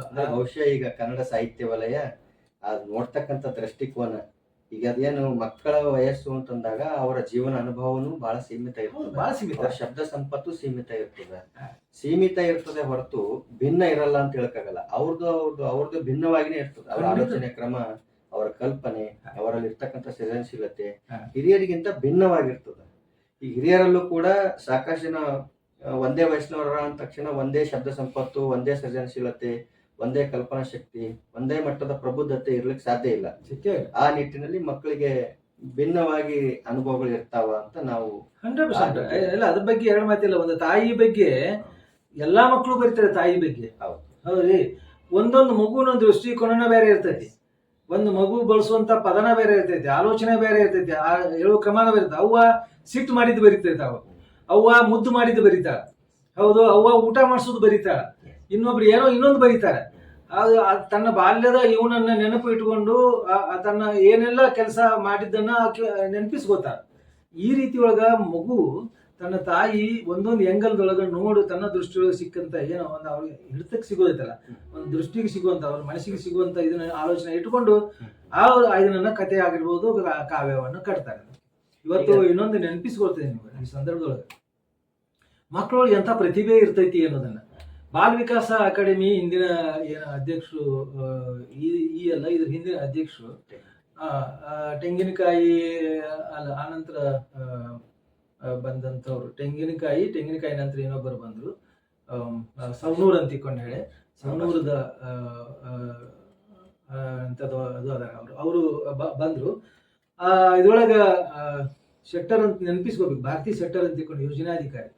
ಬಾಲ ಮಂದಿರದ ಮಕ್ಕಳಿಗೆ ಏನು ಅನಾಥ ಮಕ್ಕಳು ಏನು ಇದು ಅಂತ ಹೇಳ್ತಾರಲ್ಲ, ಆ ಮಕ್ಕಳಿಗೆ ಕಥೆ ಕಟ್ಟುವಂತ ಇದನ್ನ ನಾವು ಒಂದು ವಾರ ಕಾಲ ಕಾರ್ಯಕ್ರಮ ಹಮ್ಮಿಕೊಂಡು ಕಾರ್ಯಾಗಾರ ಮಾಡಿದ್ವಿ. ಇದೇ ಬಾಲ ವಿಕಾಸ ಅಕಾಡೆಮಿ. ಅದ್ಭುತವಾದ ಕಥೆಗಳು, ಅದ್ಭುತವಾದ ಕಥೆಗಳು ಮಕ್ಕಳೇ ಬರೆದಿದ್ದು, ಮಕ್ಕಳೇ ಬರೆದ 14 ವರ್ಷ 15 ವರ್ಷದ ಏನು ಮಕ್ಕಳು ಬರ್ದದ್ದು ನೋಡಿದ್ರೆ ಅನ್ಇಮ್ಯಾಜಿಬಲ್. ಒಂದೊಂದು ಕತೆ ಅಂಕರು ಒಂದೊಂದು ನಮ್ಮನ್ನ ತಳಮಳ ಅನಿಸ್ಬಿಡ್ತಾವ. ಯಾಕಂದ್ರೆ ಅವ್ರು ಅನುಭವಿಸಿದ ಇವು ಇರ್ತಾವಲ್ಲ, ಆ ಅನುಭವಗಳನ್ನ ಅವ್ರು ಕಟ್ಕೊಡಕ್ ಪ್ರಯತ್ನ ಮಾಡ್ತಾರಂತ. ಹಾಗೆ ನನ್ನ ಅನುಭವಕ್ಕೆ ಒಂದು ಮಗುವಿಗೆ ನೆಲುಕುವಂತ ಏನು ಅನುಭವ ಅದ, ಧ್ಯಾನ ಅದ, ಅದ್ರ ನೋಟ ಇದೆ, ಅದನ್ನ ಆ ನೆಟ್ನೊಳಗನ ನಾವು ಅದನ್ನ ನೋಡ್ಬೇಕು ಅಂತ. ನಾವು ದೊಡ್ಡವರಾದವರು ದೊಡ್ಡ ಸಾಹಿತಿಗಳಂತ ಕರೆಸೋರು ಅಥವಾ ಹಿರಿಯ ಸಾಹಿತಿಗಳು ಮಕ್ಕಳ ಸಾಹಿತಿಗಳು ಅಂತ ನೋಡೋರು ಅವ್ರ ನೆಲೆಗಟ್ಟಿನೊಳಗ ಅವರ ಸಮಾನ ಇದ್ರೊಳಗ ನಾವು ಇಳಿದು ನೋಡ್ಬೇಕು ಅಂತ ಅವ್ರಂತ ಅವ್ರ ಮಟ್ಟಕ್ಕೆ ಇಳಿದು ನೋಡಿದಾಗ ಅಲ್ಲಿ ಸತ್ವ ಇದೆ ಅನ್ನೋದನ್ನ ತಾವು ಖಂಡಿತ ಬಹಳ ಸತ್ವಯುತವಾಗಿ ಬರೀತಾರೆ ಮಕ್ಕಳು. ನೋಡೋಟ ಒಬ್ರು ಪ್ರಯತ್ನ ಮಾಡ್ತಿರ್ತಾರೆ ಮಕ್ಕಳು, ಅದು ಆ ಪ್ರಯತ್ನಕ್ಕೆ ಸಪೋರ್ಟ್ ಕೊಟ್ರೆ ಅದು ಮುಂದೆ ದೊಡ್ಡ ಇದು ಬೆಳೀಲಿಕ್ಕೆ ಸಾಧ್ಯತೆ ಇದೆ. ಪ್ರೋತ್ಸಾಹದ ಅಗತ್ಯ ಇದೆ, ಖಂಡಿತ ಒತ್ತಿ ಹೇಳ್ತಾ ಇದ್ದೀನಿ. ಈಗ ಕಾರ್ಯಾಗಾರಗಳನ್ನ ತಾವು ನಡೆಸಿದ್ದೀರಿ, ಅದರ ಅನುಭವ ಇದೆ ನಿಮಗೆ. ಮಕ್ಕಳ ಬರಹಗಳನ್ನ ಅನುಮಾನದಿಂದ ನೋಡ್ತಕ್ಕಂತ ಒಂದು ಇದು ಇದೆ ನಮ್ಮಲ್ಲಿ, ಪರಿಪಾಠ ಇದೆ. ಮಕ್ಕಳು ಅವೇನ್ ಬರಿತಾವ, ಮಕ್ಕಳ ಲೋಕ ಸಣ್ಣದು, ತಂದೆನೋ ತಾಯಿನೋ ಗುರುಗಳು ಯಾರೋ ತಿದ್ದಿ ಕೊಟ್ಟು ಬರೆಸ್ತಾರ ಅಂತ ಈ ರೀತಿ ಅನುಮಾನದ ದೃಷ್ಟಿಯಿಂದ ನೋಡ್ತಕ್ಕಂಥದ್ದು ನಾವು ನೋಡ್ತಿರ್ತೀವಿ, ಬಹಳಷ್ಟು ಕಡೆ ಕೇಳಿದ್ವಿ. ನೇರವಾಗಿ ಮಕ್ಕಳಿಗೆ ಕಮ್ಮಟಗಳು ಕಾರ್ಯಾಗಾರಗಳನ್ನ ಸಂಘಟಿಸಿರುವ ಅನುಭವದಲ್ಲಿ ತಾವೇ ಹೇಳ್ಬೇಕು, ಮಕ್ಕಳ ಬರಹದಲ್ಲಿ ಹಿರಿಯರ ಹಸ್ತಕ್ಷೇಪ ಹೆಚ್ಚಾಗಿರ್ತದ ಅಥವಾ ಮಕ್ಕಳು ಕೂಡ ಚೆನ್ನಾಗಿ ಬರೀಬಲ್ರ ಅಂತ? ಖಂಡಿತ ಪಾಲಕರು ಹಸ್ತಕ್ಷೇಪ ಇರುದಿಲ್ಲ ಅಂತ ನಾವು ಹೇಳಕ್ ಆಗೋದಿಲ್ಲ. ಯಾಕೆ ಇರ್ತದ ಅಂತ ಹೇಳಿದ್ರೆ, ಒಂದು ಮಗು ಬರಿತೈತಿ ಅಂತ ಹೇಳಿದ್ರೆ ಅದು ಬರೆದನ್ನ ಅಪ್ಪನ ಮುಂದೆ ಓದ್ತೈತಿ ಅಥವಾ ಅಪ್ಪ ಓದ್ತಾನ. ಹೌದು, ಇದಕ್ಕೆ ಇನ್ನೊಂದಿಷ್ಟು ಏನೋ ಬರ್ಬೇಕು ನೋಡು ಅನ್ಸತಿ, ಈ ಲೈನ್ ಏನೋ ತಪ್ಪು ಅನ್ಸಾಕತ್ತೈತಿ, ಇದನ್ನ ಬೇರೆ ಬರಿತಿ ಏನ್ ನೋಡು. ಇದು ಪಾಲಕರಾದಂಥವ್ರು ಎಂಟರ್ಫೇರ್ ಆಗಿ ಅದನ್ನ ಒಂದಿಷ್ಟು ಮಾರ್ಗದರ್ಶನ ಮಾಡುವಂಥದ್ದು. ಅವರ ಬರೆದಾನೆ ಇವ್ರು ಬರೋದು ಇದನ್ನ ಮಾಡುದಿಲ್ಲ, ಅದಕ್ಕೆ ಮಾಡಿದ್ರ ಕತೆ ಅನ್ಸೋದಿಲ್ಲ. ಮತ್ತ ಅದು ಮುಂದೆ ಆ ಮಗು ಬೆಳಿಲಿಕ್ಕೆ ಶಕ್ಕಿಲ್ಲ. ಒಂದ್ ವೇಳೆ ಒಂದ್ ಕತೆ ನೀವಿನ ತಿದ್ದು ಕೊಟ್ಟು ಒಂದ್ ಕತೆ ಎಲ್ಲಾರು ಪ್ರಕಟ ಆಗ್ಬೋದು, ಆದ್ರೆ ಆ ಮಗು ಮುಂದ ಕತೆಗಾರ ಆಗಿಯೋ ಕವಿಯಾಗಿ ಅವ್ನು ಬೆಳಿಲಿಕ್ಕೆ ಶಕ್ಕಿಲ್ಲ ಅಂತ. ಪಾಲಕನ ಭಾಗವಹಿಸುವಿಕೆ ಇರ್ತದ, ಅದು ಮಿತಿ ಒಳಗಿರ್ಬೇಕು ಅಂತ, ಮಾರ್ಗದರ್ಶಕ ರೂಪದೊಳಗಿದ್ದಾಗ ಮಾತ್ರ ಆ ಬಾಲ ಸಾಹಿತ್ಯ ಬೆಳಿಲಿಕ್ಕೆ ಸಾಧ್ಯತೆ ಇದೆ, ಉತ್ಕೃಷ್ಟವಾಗಿ ಬರ್ಲಿಕ್ಕೆ ಸಾಧ್ಯತೆ ಇದೆ. ಅಂದ್ರೆ ಮಾರ್ಗದರ್ಶನದ ಸ್ವರೂಪದಲ್ಲಿ ಇರಬೇಕು. ಹೌದು, ಆದ್ರೆ ನಾವು ನೇರವಾಗಿ ಬರಹಗಳನ್ನ ಇದನ್ನ ಮಾಡಬಾರ್ದು, ನಮ್ಮ ಆಲೋಚನೆಗಳನ್ನ ಹೇರಬಾರ್ದು, ಖಂಡಿತ ಹೇರಬಾರ್ದು. ನಮ್ಮ ಆಲೋಚನೆಗಳನ್ನ ಯಾರೇ ಹೇರಬಾರ್ದು. ನನ್ನ ಅಲ್ಲಿ ಏನು ಸರಳ ಆಗಿರದೇ ಇದ್ರೆ ಅಥವಾ ಅಲ್ಲಿನ ಮಗುವಿಗೆ ಗೊಂದಲ ಆಗಿದ್ರೆ ಅದನ್ನ ಸರಿಪಡಿಸಬೇಕಾದ ಸರಳೀಕರಿಸಬೇಕು ವಿನಃ ನನ್ನ ಆಲೋಚನೆಗಳನ್ನ ಅಲ್ಲಿ ತುರುಕಬಾರ್ದು ಅಂತ. ಈಗ ನಾವು ಆರಂಭದಿಂದ ಮಾತಾಡ್ತಿರ್ಬೇಕಾದ್ರೆ ಇಲ್ಲಿವರೆಗೂ ನಾವು ಮಕ್ಕಳಿಗಾಗಿ ಶ್ರಮಿಸಿರ್ತಕ್ಕಂಥ ಸಂಘ ಸಂಸ್ಥೆಗಳು ವ್ಯಕ್ತಿಗಳ ಕುರಿತು ಮಾತಾಡಿದ್ದೀವಿ. ಆದರೆ ಸಾಂಸ್ಥಿಕ ಸ್ವರೂಪದಲ್ಲಿ ಸರ್ಕಾರಗಳಿರ್ಬೋದು, ವಿಶ್ವವಿದ್ಯಾಲಯಗಳಿರ್ಬೋದು ಮತ್ತು ಸ್ವಾಯತ್ತ ಸಂಸ್ಥೆಗಳಿರ್ಬೋದು, ಮಕ್ಕಳಿಗಾಗಿ ಈ ರೀತಿಯ ಒಂದು ಚಟುವಟಿಕೆಗಳನ್ನ ಕಾರ್ಯಕ್ರಮಗಳನ್ನ ಹಮ್ಮಿಕೊಂಡಿರೋದು ಕಡಿಮೆ ಅಂತ ಅನ್ನಿಸ್ತದೆ. ಬಹಳ ಕಡಿಮೆ. ಅಂದ್ರೆ ಏನಾಗುತ್ತೆ ಅಂದ್ರೆ ಹಣ ಇರ್ತತಿ, ಅದನ್ನ ಇಲಾಖೆಗೆ ಇದನ್ನ ಮಾಡ್ತಾರ, ಇಲಾಖೆಯವರು ಕೆಳಗಿನ ಇದಕ್ಕೆ ಒಂದು ಕಾರ್ಯಕ್ರಮ ಮಾಡಿ ಇದನ್ನ ಕಳಿಸ್ರಿ ಅಂತ ಹೇಳ್ತಾರೆ. ಇನ್ನು ಬಹಳ ಮಜಾ ಅಂದ್ರೆ ಒಂದ್ 2-3 ಕಾರ್ಯಕ್ರಮ ಇಟ್ಕೊಂಡು ಬ್ಯಾನರ್, ಒಂದು 4 ಬ್ಯಾನರ್ ಮಾಡಿ ಒಂದು ಕಾರ್ಯಕ್ರಮ ಅದನ್ನ ತೆಗೆದು ಮತ್ತೆ ಅದ ಇನ್ನೊಂದು ಕಾರ್ಯಕ್ರಮ ಫೋಟೋ ಹಾಕುದು, ಇಂಥವು ಸಹಿತ ಇಲಾಖೆಯೊಳಗೆ ಅವು ನಡೀತಾವ. ಇದು ಆಗಬಾರ್ದು ಅಂತ. ನಿಜವಾದ ಕಾಳಜಿ ಐತಿ ಅಂತ ಹೇಳಿದ್ರೆ ಅದಕ್ಕೊಂದು ವಾಚ್ ಡಾಗ್ ಇರಬೇಕು, ಪ್ರತಿ ಜಿಲ್ಲೆಯೊಳಗೂ ಮಕ್ಕಳ ಕಾರ್ಯಕ್ರಮಗಳಿಗೆ ಸಂಬಂಧಪಟ್ಟಂಗ ಒಂದು ವಾಚ್ ಇರಬೇಕು. ಆ ಸರ್ಕಾರ ಕೊಡುವಂತ ಅನುದಾನವನ್ನ ಕಾರ್ಯಕ್ರಮವನ್ನ ಸರಿಯಾದ ರೀತಿಯೊಳಗೆ ಅನುಷ್ಠಾನಕ್ಕೆ ತರ್ತಾ ಇರೋ ಇಲ್ಲೋ ಅನ್ನೋದ್ರ ಬಗ್ಗೆ ಅದು ವಾಚ್ ಡಾಗ್ ಆಲೋಚನೆ ಇದು ಮಾಡ್ಬೇಕು ಅಂತ, ವಾಚ್ ಮಾಡ್ಬೇಕು. ಅಂದ್ರೆ ಪ್ರಾಮಾಣಿಕ ಪ್ರಯತ್ನಗಳು ಇನ್ನೂ ಹೆಚ್ಚಿನ ಪ್ರಮಾಣದಲ್ಲಿ ಆಗ್ಬೇಕು, ಖಂಡಿತ ಆಗ್ಬೇಕು. ಪ್ರಾಮಾಣಿಕ ಇದ್ರೊಳಗೆ ಆಗ್ಬೇಕು, ರಚನಾತ್ಮಕ ಆಗ್ಬೇಕಾಗಿದೆ. ಈಗ ಹಿರಿಯರಿಗಾಗಿ ಹಲವಾರು ಸಂಘ ಸಂಸ್ಥೆಗಳಿದೆ. ಈಗ ಉದಾಹರಣೆಗಾಗಿ ನೋಡೋದಾದ್ರೆ ಸಾಹಿತ್ಯ ಪರಿಷತ್ತು, ಸಾಹಿತ್ಯ ಅಕಾಡೆಮಿ ಇರ್ಬೋದು, ಪ್ರಾಧಿಕಾರಗಳಿರ್ಬೋದು, ಮತ್ತು ವಿವಿಧ ಸಂಘಗಳಿರ್ಬೋದು. ಅವು ಕೇವಲ ಹಿರಿಯರನ್ನೇ ಕೇಂದ್ರವಾಗಿಟ್ಕೊಂಡು, ಅಂದ್ರೆ ಸಾಹಿತ್ಯ ಅಂತಂದಾಗ ಅದರ ಸುತ್ತ ಬರೋದು ಬರೀ ಹಿರಿಯರು, ದೊಡ್ಡ ದೊಡ್ಡವರು. ಇತ್ತೀಚೆಗೆ ಯುವ ಪ್ರಶಸ್ತಿಗಳು, ಯುವಕರಿಗೆ ವೇದಿಕೆಗಳನ್ನು ಒದಗಿಸಿಕೊಡ್ತಕ್ಕಂಥ ಪ್ರಯತ್ನಗಳು ನಾವು ನೋಡ್ತಾ ಇದ್ದೀವಿ. ಆದರೆ ಮಕ್ಕಳಿಗಾಗಿ ಆಲೋಚನೆ ಮಾಡೋದು ಅದರಲ್ಲೂ ಕೂಡ ಇನ್ನೂ ಹೆಚ್ಚಿನ ಪ್ರಮಾಣದಲ್ಲಿ ಆಗ್ಬೇಕು ಅಂತ ಅನಿಸ್ತದೆ. ತಾವೇನು? ಖಂಡಿತ ಆಗ್ಬೇಕು. ಅದ್ರ ಬಗ್ಗೆ ಅದೇ ನಮ್ಮ ಚಿಲಿಪಿಲಿ ಸಂಸ್ಥೆ ಚಾಮರಾಜನಗರದೊಳಗ ನಮ್ಮ ಜಯದೇವ್ ಅವರ ದೀನಬಂಧು GS ಶಿವರುದ್ರಪ್ಪ ಅವ್ರ ಮಗ ಅವರು ಜಯದೇವ್ ಅವರ ಇದ್ರೊಳಗೆ ನಾವು ಒಂದು ವಿಚಾರ ಸಂಕಿರಣ ಮಾಡಿದ್ವಿ, 2 ದಿವಸದ ವಿಚಾರ ಸಂಕಿರಣ. ಕರ್ನಾಟಕದೊಳಗೆ ಯಾರು ಪ್ರಬುದ್ಧ ಅಂತ ಏನು ನಾವು ಕರಿತೀವಿ, ದೇವನೂರು ಮಹಾದೇವಿಂದ ಹಿಡ್ಕೊಂಡು, ಜಯದೇವಿಂದ ಹಿಡ್ಕೊಂಡು, ಹಾಗೆ ಯಾರು ಮಂಡ್ಯ ರಮೇಶ್ ಅಂತ ಹಿಡ್ಕೊಂಡು, ಬಹುತೇಕ ಚೇಗರೆಡ್ಡಿ ಅಂತವ್ರನ್ನ ಎಲ್ಲರೂ ಇದ್ರೊಳಗೆ ತೊಡಗಿಸ್ಕೊಂಡಂಥವ್ರು ಮಕ್ಕಳ ಕ್ಷೇತ್ರಕ್ಕೆ ಏನ್ ಮಾಡಕ್ ಸಾಧ್ಯತೆ ಐತಿ ಅಂತ ತಿಳ್ಕೊಂಡು ಹೇಳಿ ಬಹಳ ದೊಡ್ಡ ಪ್ರಮಾಣದ ಕಾರ್ಯಕ್ರಮವನ್ನ ನಮ್ಮ ಚಿಲಿಪಿಲಿ ಬಳಗ ಮಾಡ್ತೀವಿ. ಅಲ್ಲಿ ಹೋಗಿ ಸಂಘಟನೆ ಮಾಡಿದ್ದು. ಹಾಗೆ ಇಲ್ಲಿ ಧಾರವಾಡದಲ್ಲೂ ಸಹಿತ ಆಲೂರು ವೆಂಕಟರಾವ್ ಬಣದಾಗ 2 ದಿವಸ ಇದನ್ನ ಮಾಡಿದ್ದು. ಈ ರೀತಿ ಮಾಡೋದ್ರ ಮೂಲಕ ಏನು ಸರಿಯಾದ ಇದು ಮಕ್ಕಳ ಸಾಹಿತ್ಯ ಕಮ್ಮಟಗಳು ನಡಿಬೇಕು, ಅದರ ಫಲಶ್ರುತಿ ಬರಬೇಕು ಅನ್ನುವಂಥದ್ದು. ಇದರ ಆಚೆ ಇನ್ನೊಂದು ಏನು ಅಂತ ಹೇಳಿದ್ರೆ, ನಮ್ಮ ಚಿಲಿಪಿಲಿ ಬಳಗ ಮಾಡಿದ್ದು, ಬಚ್ಚೂರು ಬಳಗ ಮಾಡಿದ್ದು ಏನು ಅಂತ ಹೇಳಿದ್ರೆ, ಪ್ರತಿ ವರ್ಷ ನಾವು ಕಳೆದ ಒಂದು 10 ವರ್ಷ ಶಿಕ್ಷಣ ಸಿರಿ ಅಂತ ಪ್ರಶಸ್ತಿ ಕೊಟ್ಕೋತ ಬರ್ತಿದ್ದೀವಿ ನಾವು. ರಾಜ್ಯ ಮಟ್ಟದ ಬಹಳ ದೊಡ್ಡ ಇದನ್ನ. ಇವತ್ತು ದೇವನೂರು ಯಾರು ಹಳೆಮಣಿ ಅಂತ ತಿಳ್ಕೊಂಡು ಹೇಳಿ, ಮೈಸೂರಿನ ಹಳೆಮಣಿಯವರು, ಲಿಂಗದೇವ್ರ ಹಳೆಮಣಿಯವರು ಭಾಷಾ ತಜ್ಞರು, ಅಂಥವ್ರನ್ನು ಒಳಗೊಂಡು, ರೂಪಾಸನ ಅಂತವ್ರು ಒಳಗೊಂಡು ಬಹಳ ದೊಡ್ಡ ದೊಡ್ಡ ದಿಗ್ಗಜರು ಮಕ್ಕಳಿಗಾಗಿ ಏನು ಅವರು ಕಾರ್ಯ ಮಾಡಿದಾರ ಅಂಥವ್ರೆಲ್ಲರನ್ನೂ ಸಹಿತ ಮಕ್ಕಳ ಬಗ್ಗೆ ಕಾಳಜಿ ಇದ್ದವ್ರನ್ನ ಈ ಪ್ರಶಸ್ತಿಯನ್ನು ಕೊಟ್ಟು ಸಮ್ಮೇಳನ ಕಾಲಕ್ಕೆ ಮತ್ತು ಬೇರೆ ಪ್ರತ್ಯೇಕವಾಗಿ ಅವರಿಗೆ ಪ್ರಶಸ್ತಿಯನ್ನು ಕೊಟ್ಟು ಸಮಾಜಕ್ಕೆ ಪರಿಚಯಿಸುವಂತ ಕೆಲಸವನ್ನ ಮಾಡಿದ್ದಾರೆ. ಇದರ ಪರಿಣಾಮ ಏನು ಅಂತ ಹೇಳಿದ್ರೆ, ನಾವು ಯಾರ್ಯಾರನ್ನು ಗುರುತಿಸಿವಿ ಅವ್ರು ಸರ್ಕಾರ ಗುರುತಿಸಿದೆ, ಅವ್ರು ರಾಜ್ಯ ಮಟ್ಟದ ಸರ್ಕಾರ ಪ್ರಶಸ್ತಿಗಳು ಬಂದಿದ್ದಾವೆ. ಇದು ನಮ್ಮ ಕಾಳಜಿ ಅಂತ. ಯಾರ್ಯಾರು ಮಕ್ಕಳಿಗಾಗಿ ತೊಡಸ್ಕೊಂಡಿರ್ತಾರ, ಸಂಸ್ಥೆ ಆಗಿರ್ಬಹುದು, ವ್ಯಕ್ತಿಗಳಾಗಿರ್ಬಹುದು, ಅಂತವ್ರನ್ನ ಸಮಾಜಕ್ಕೆ ಪರಿಚಯಿಸೋದ್ರ ಮೂಲಕ ಸಮಾಜದ ಯಾವ ಪರಿಚಯ ಮಾಡಿರ್ತಾರೆ ಅದು ಸರ್ಕಾರ ಗಮನಿಸ್ತಿರ್ತದೆ ಅಂತ. ಅಂಥದ್ದೊಂದು ಪ್ರಯತ್ನ ಇದಾಗಿದೆ. ಇದು ಹೆಚ್ಚು ಆಗ್ಬೇಕು ಅಂತ ಬಹಳಷ್ಟು ಕ್ರಿಯಾಶೀಲವಾಗಿ ಇವತ್ತಿಗೂ ಮಕ್ಕಳ ಕ್ಷೇತ್ರದೊಳಗೆ ತೊಡಗಿಸ್ಕೊಂಡವ್ರು ಹೆಚ್ಚು ಮಕ್ಕಳ ಏನೋ ಪ್ರಾಥಮಿಕ ಶಾಲೆಯ ಮಕ್ಕಳು, ಟೀಚರ್ಸ್, ಪ್ರಾಥಮಿಕ ಶಾಲೆ ಟೀಚರ್ಸು, ಒಂದಿಷ್ಟು ಹೈಸ್ಕೂಲ್ ಶಾಲೆ ಟೀಚರ್ಸು. ಇತ್ತಿತ್ತಲಾಗಿ ಬೇರೆ ಬೇರೆ ಇಲಾಖೆಯಿಂದನೂ ಒಂದಿಷ್ಟು ಮಂದಿ ತೊಡಗಿಸ್ಕೊಂಡಿದ್ದಾರೆ. ಇವತ್ತು ಯಾರು ವಸು ಬೇವಿನಗಿಡದಾಗಿರ್ಬೋದು, ಚೆನ್ನಪ್ಪ ಅಂಗಡಿ ಆಗಿರ್ಬೋದು, ಲಿಂಗರಾಜ್ ಏನು ರಾಮಾಪುರ ಅವರು ಹೈಸ್ಕೂಲ್ ಇದ್ರೊಳಗೆ ಇರುವಂಥವ್ರು, ಹಾಗೆ ಆನಂದ್ ಪಾಟೀಲ್ ಆಗಿರ್ಬೋದು, ಇವರೆಲ್ಲ ಆಕಾಶವಾಣಿ ಇದ್ರೊಳಗೆ ಇದ್ದವರು, ಕೃಷಿ ಇದ್ರಾಗಿದ್ದವರು, ಬೇರೆ ಬೇರೆ ಇಲಾಖೆ ಒಳಗೆ ಇದ್ದವರು ಸಹಿತ ಮಕ್ಕಳು ಇದ್ರೊಳಗೆ ತೊಡಗಿಸ್ಕೊಂಡವರು ಇದ್ದಾರೆ. ಆದ್ರೆ ಹೆಚ್ಚು ಮಕ್ಕಳ ಇದ್ರೊಳಗೆ ತೊಡಗಿಸ್ಕೊಂಡ್ರೆ ನಮ್ಮ ಪ್ರಾಥಮಿಕ ಮತ್ತು ಪ್ರೌಢಶಾಲೆ ಟೀಚರ್ಸ್ಗಳು. ಅದು ಸಹಜವಾಗಿ ಮಕ್ಕಳ ಮಧ್ಯೆ ಇರ್ತಾರೆ, ಅವ್ರಿಗೆ ಕಾಳಜಿ ಗೊತ್ತಿರ್ತದೆ, ಏನಾಗಬೇಕು, ಏನಾಗಿಲ್ಲ, ಏನೇನ್ ಮಾಡ್ಬೋದು ಅಂತ ತುಡಿತಾ ಇರ್ತದೆ. ಆ ಕಾರಣಕ್ಕಾಗಿ ಅಲ್ಲಿ ಹೆಚ್ಚು ಅವರು ಟೀಚರ್ಸ್ಗಳು ತೊಡಗಿಸ್ಕೊತಾರೆ. ಈಗ ನನ್ನ ಪ್ರಶ್ನೆ, ನನ್ನ ವಿಚಾರ ಏನಂದ್ರೆ, ಜನಸಂಖ್ಯೆಯ ಸರಿಸುಮಾರು ಅರ್ಧದಷ್ಟಿರ್ತಕ್ಕಂಥ ಮಕ್ಕಳು ಈಗ ಹಿರಿಯರಿಗಾಗಿ ತಾಲೂಕುವಾರು ಸಾಹಿತ್ಯ ಪರಿಷತ್ತು ಘಟಕಗಳಿವೆ, ಜಿಲ್ಲಾವಾರು ಅಕಾಡೆಮಿ ಘಟಕಗಳಿವೆ, ಬೇರೆ ಬೇರೆ ಎಲ್ಲ ಸಾಹಿತ್ಯಿಕ ಚಟುವಟಿಕೆಗಳೆಲ್ಲ ಹಿರಿಯರನ್ನ ಕೇಂದ್ರವಾಗಿಟ್ಕೊಂಡು ನಡೀತಾವಲ್ಲ. ಮಕ್ಕಳಿಗಾಗಿ ಬರುವ ಕಾಲ ಇನ್ನೂ ಬಂದಿಲ್ವಾ ಅಂತ. ನಾವು ಆ ಪ್ರಯತ್ನ ಬಹಳ ದೊಡ್ಡದಾಗಿದೆ. ಒಂದು ಮಕ್ಕಳ ಸಾಹಿತ್ಯ ವೇದಿಕೆ ಅಂತ ತಿಳ್ಕೊಂಡು ಹೇಳಿ ನಮ್ಮ ಹಿಂದಿನ ಹಿರಿಯರು ಮೈಸೂರಿನ ಅಪ್ಪಸ್ವಾಮಿ ಅಂತ ತಿಳ್ಕೊಂಡು ಹೇಳಿ, ಗಣೇಶ್ ಅಂತ ತಿಳ್ಕೊಂಡು ದಾವಣಗೆರೆಯಿಂದ ಇಂಥ ಒಂದು ರಾಜ್ಯ ಮಟ್ಟದ ಒಂದು ಸಂಘಟನೆ ಇತ್ತು. ಬಹಳ ಒಳ್ಳೆ ರೀತಿ ಒಳಗೆ ಅದು ಶುರು ಮಾಡಿತ್ತು. ಅದರದ್ದು ರಾಜ್ಯಾಧ್ಯಕ್ಷರೇ ನನ್ನನ್ನು ಮಾಡಿದ್ರು. ಒಂದಿಷ್ಟು ಕಾರ್ಯಗಳನ್ನ ಮಾಡಿದೀವಿ. ಅದ್ರೊಳಗೆ ಏನಿರ್ತದೆ ಅಂದ್ರೆ, ಒಂದು ಪ್ರತಿ ಜಿಲ್ಲೆಯೊಳಗೆ ಅದ್ರದ್ದು ಅದೊಂದು, ಈಗ ಹೇಗೆ ಮಕ್ಕಳ ಸಾಹಿತ್ಯ ಪರಿಷತ್ ಅಂತ ಶುರು ಆಗಿದೆ, ಶಿವಮೊಗ್ಗದಿಂದನೂ ಕಾಣಿಸ್ತದೆ ಅದು. ಬೇರೆ ಬೇರೆ ಇದನ್ನ ಶುರು ಮಾಡ್ಕೊಂಡಿದ್ದಾರೆ. ಯಾರ ಕೈಯಾಗ ಸಿಗ್ತೈತೆ ಅದು. ಅಂದ್ರೆ ಈಗ ನಾನು ಧಾರವಾಡದೊಳಗೆ ನಾನು ಅದೇನಿ, ನನ್ನ ಮೆಂಟಾಲಿಟಿ ಅಂಥದ್ದಿದೆ, ನನ್ನ ಸಮಾಜದೊಳಗೆ ನಾ ಹೆಂಗಿದ್ದೀನಿ, ಆ ರೀತಿ ಒಳಗ ಅದರ ವ್ಯಕ್ತಿತ್ವ ರೂಪುಗೊಳ್ತದೆ. ಆ ಸಂಘಟನೆಯ ಇದನ್ನ ನೋಡುವಂತ ದೃಷ್ಟಿಕೋನ ಬರ್ತದೆ. ನಾನಾ ದುಷ್ಟ ಇದ್ದೆ ಅಂದ್ರೆ ಅದು ಮಕ್ಕಳ ಸಾಹಿತ್ಯ ವೇದಿಕೆ ಇದನ್ನೇ ಮಾಡ್ತೀವಿ ಬಿಡ ಅಂತ ಹೇಳ್ತಾರೆ. ಆದ್ರೆ ನಾನೇ ಒಂದು ಇದು ಚಲೋ ಇದ್ರೆ ಅಂತ ಹೇಳಿದ್ರೆ ಅವರು ಮುಖ್ಯಸ್ಥರಾದ್ರೆ ಅದ್ರ ಜೊತೆ ಕೈ ಜೋಡಿಸೋಣ ಅಂತ ಹೇಳ್ತಾರೆ.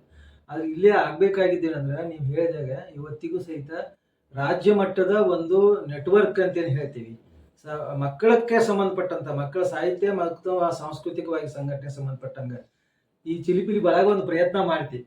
ಆದ್ರೆ ನಾನು ಶುರು ಮಾಡಕ್ಕೂ ಅದನ್ನು ಮಾಡಿದೀವಿ, ಬಟ್ ಅದ್ರ ಸಾಲಿಲ್ಲ ನಮಗೆ. ಇದು ಸಾಲಿಲ್ಲ. ಬಳಗ ಎಲ್ಲ ಕಡೆ ಇದೆ ಆ ಚಿಲಿಪಿಲಿ ಬಳಗ, ಬಟ್ ಅದು ರಚನಾತ್ಮಕವಾದ ನೆಟ್ವರ್ಕ್ ರೀತಿ ಒಳಗೆ ಅದು ಕಾರ್ಯ ಮಾಡಿಲ್ಲ. ಮಾಡುವಂಥದ್ದು ಆಗ್ಬೇಕು. ಇವತ್ತಿಗೂ ಆ ಕೊರತೆ ಅದೇ, ಅಂಥದ್ದೊಂದು ಪ್ರಯತ್ನ ಆಗ್ಲಿ ಅಂತ ನಮ್ಮ ಆಶೆಗಳು ಅದೇ. ಓಕೆ, ಅಂದ್ರೆ ಈಗ ಮುಂದಿನ ದಿನಗಳಲ್ಲಿ ಮಕ್ಕಳ ಸಾಹಿತ್ಯ ಮತ್ತು ಮಕ್ಕಳು ಬರೆದಿರ್ತಕ್ಕಂಥ ಸಾಹಿತ್ಯದ ಮುನ್ನೆಲೆ ವೇದಿಕೆಗಳಲ್ಲಿ ಚರ್ಚೆಗೆ ಬರಬೇಕು, ಹೆಚ್ಚಿನ ಪ್ರೋತ್ಸಾಹ ಸಿಗಬೇಕು ಅಂತ ತಾವು ಹೇಳ್ತಿದ್ರು. ಅಷ್ಟೇ ಅಲ್ಲ, ನಮ್ದು ಇನ್ನು ಈಗ ದೊಡ್ಡವ್ರು ಏನು ಹೇಳ್ತಾರಲ್ಲ, ದೊಡ್ಡವರು ಆದವರು ಈಗ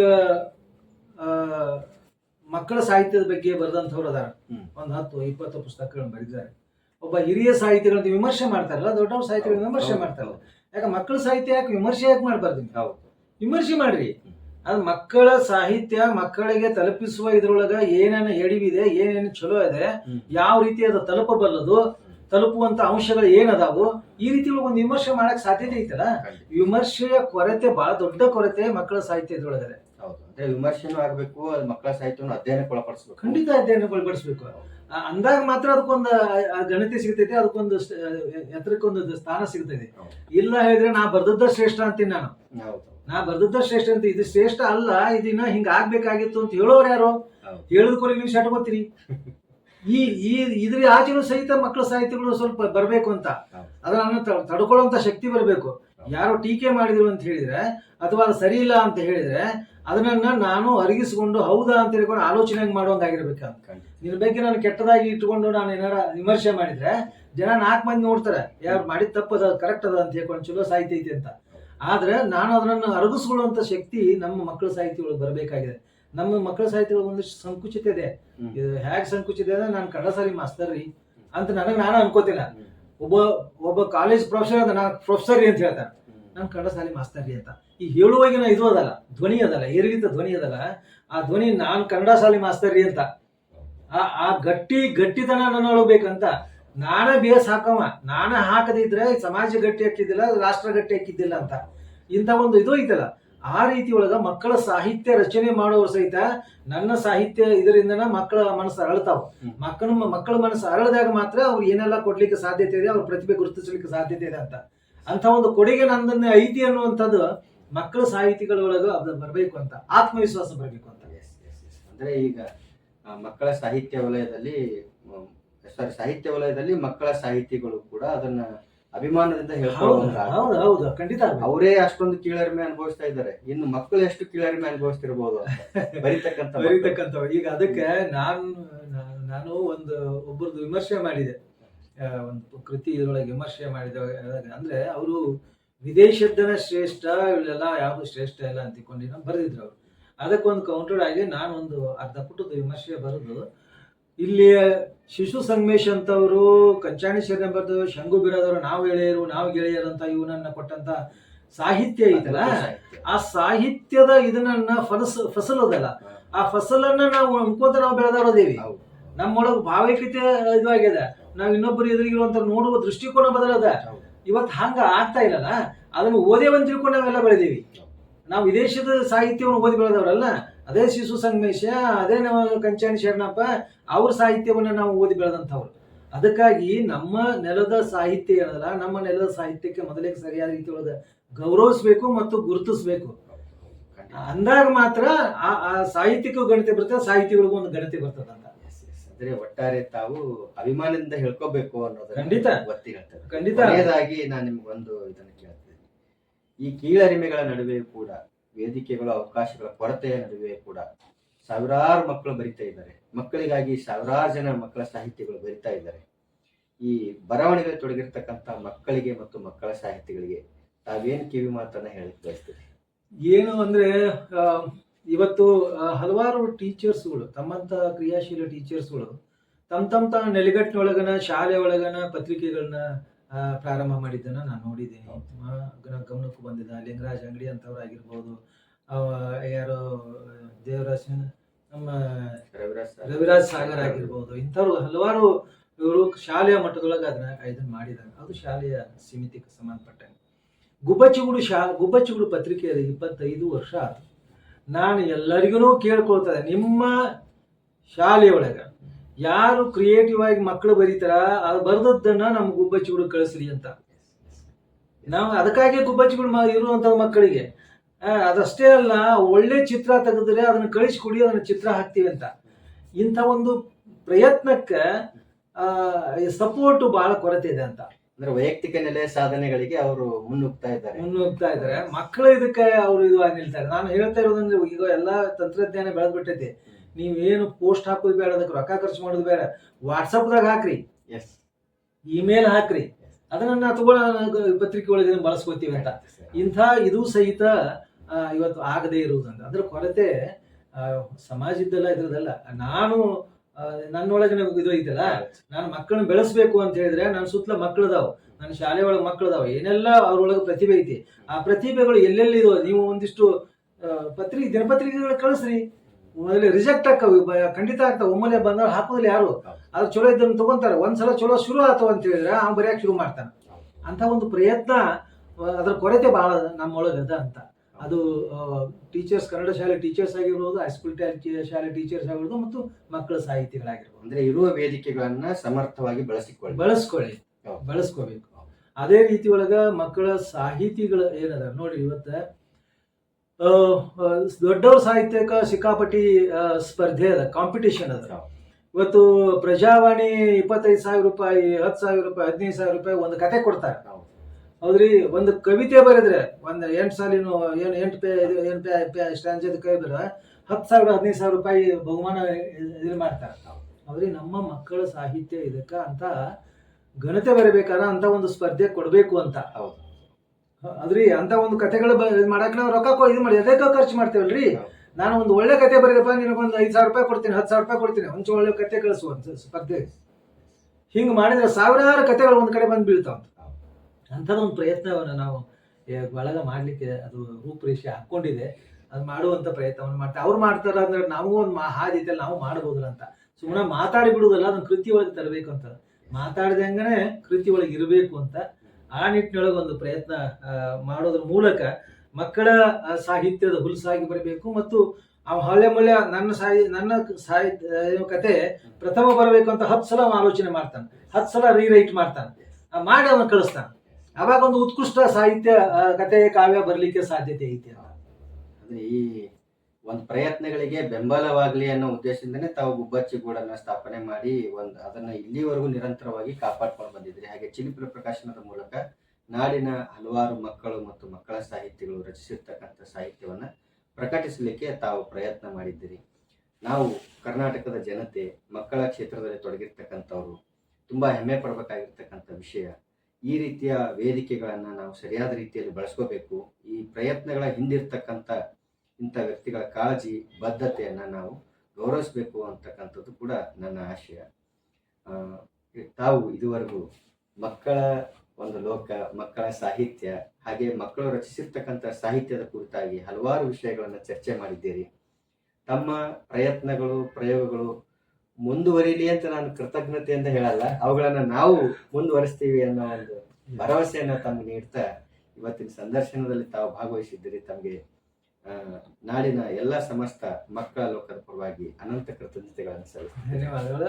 35 ವರ್ಷ ಈ ಮಕ್ಕಳ ಕ್ಷೇತ್ರದೊಳಗೆ ನಾನು ಏನು ಜರ್ನಿ ಮಾಡಿದ್ದೀನಿ, ಆ ಜರ್ನಿಯನ್ನು ತಮ್ಮಂಥ ಯುವಕರನ್ನು ಮುಂದುವರಿಸ್ಕೋಬೇಕು ಅನ್ನುವಂಥ ಬಹಳ ಕಾಳಜಿ ನನ್ನದು. ಆ ನಿಟ್ಟಿನೊಳಗೆ ಅದು ನಡೀಲಿ ಮತ್ತು ಮಕ್ಕಳ ಸಾಹಿತ್ಯ, ಮಕ್ಕಳ ಲೋಕ ಇನ್ನಷ್ಟು ಶ್ರೀಮಂತಗೊಳ್ಳಿ ಅಂತ ಆಶಿಸ್ತೇನೆ. ನಮಸ್ಕಾರ. ನಮಸ್ಕಾರ.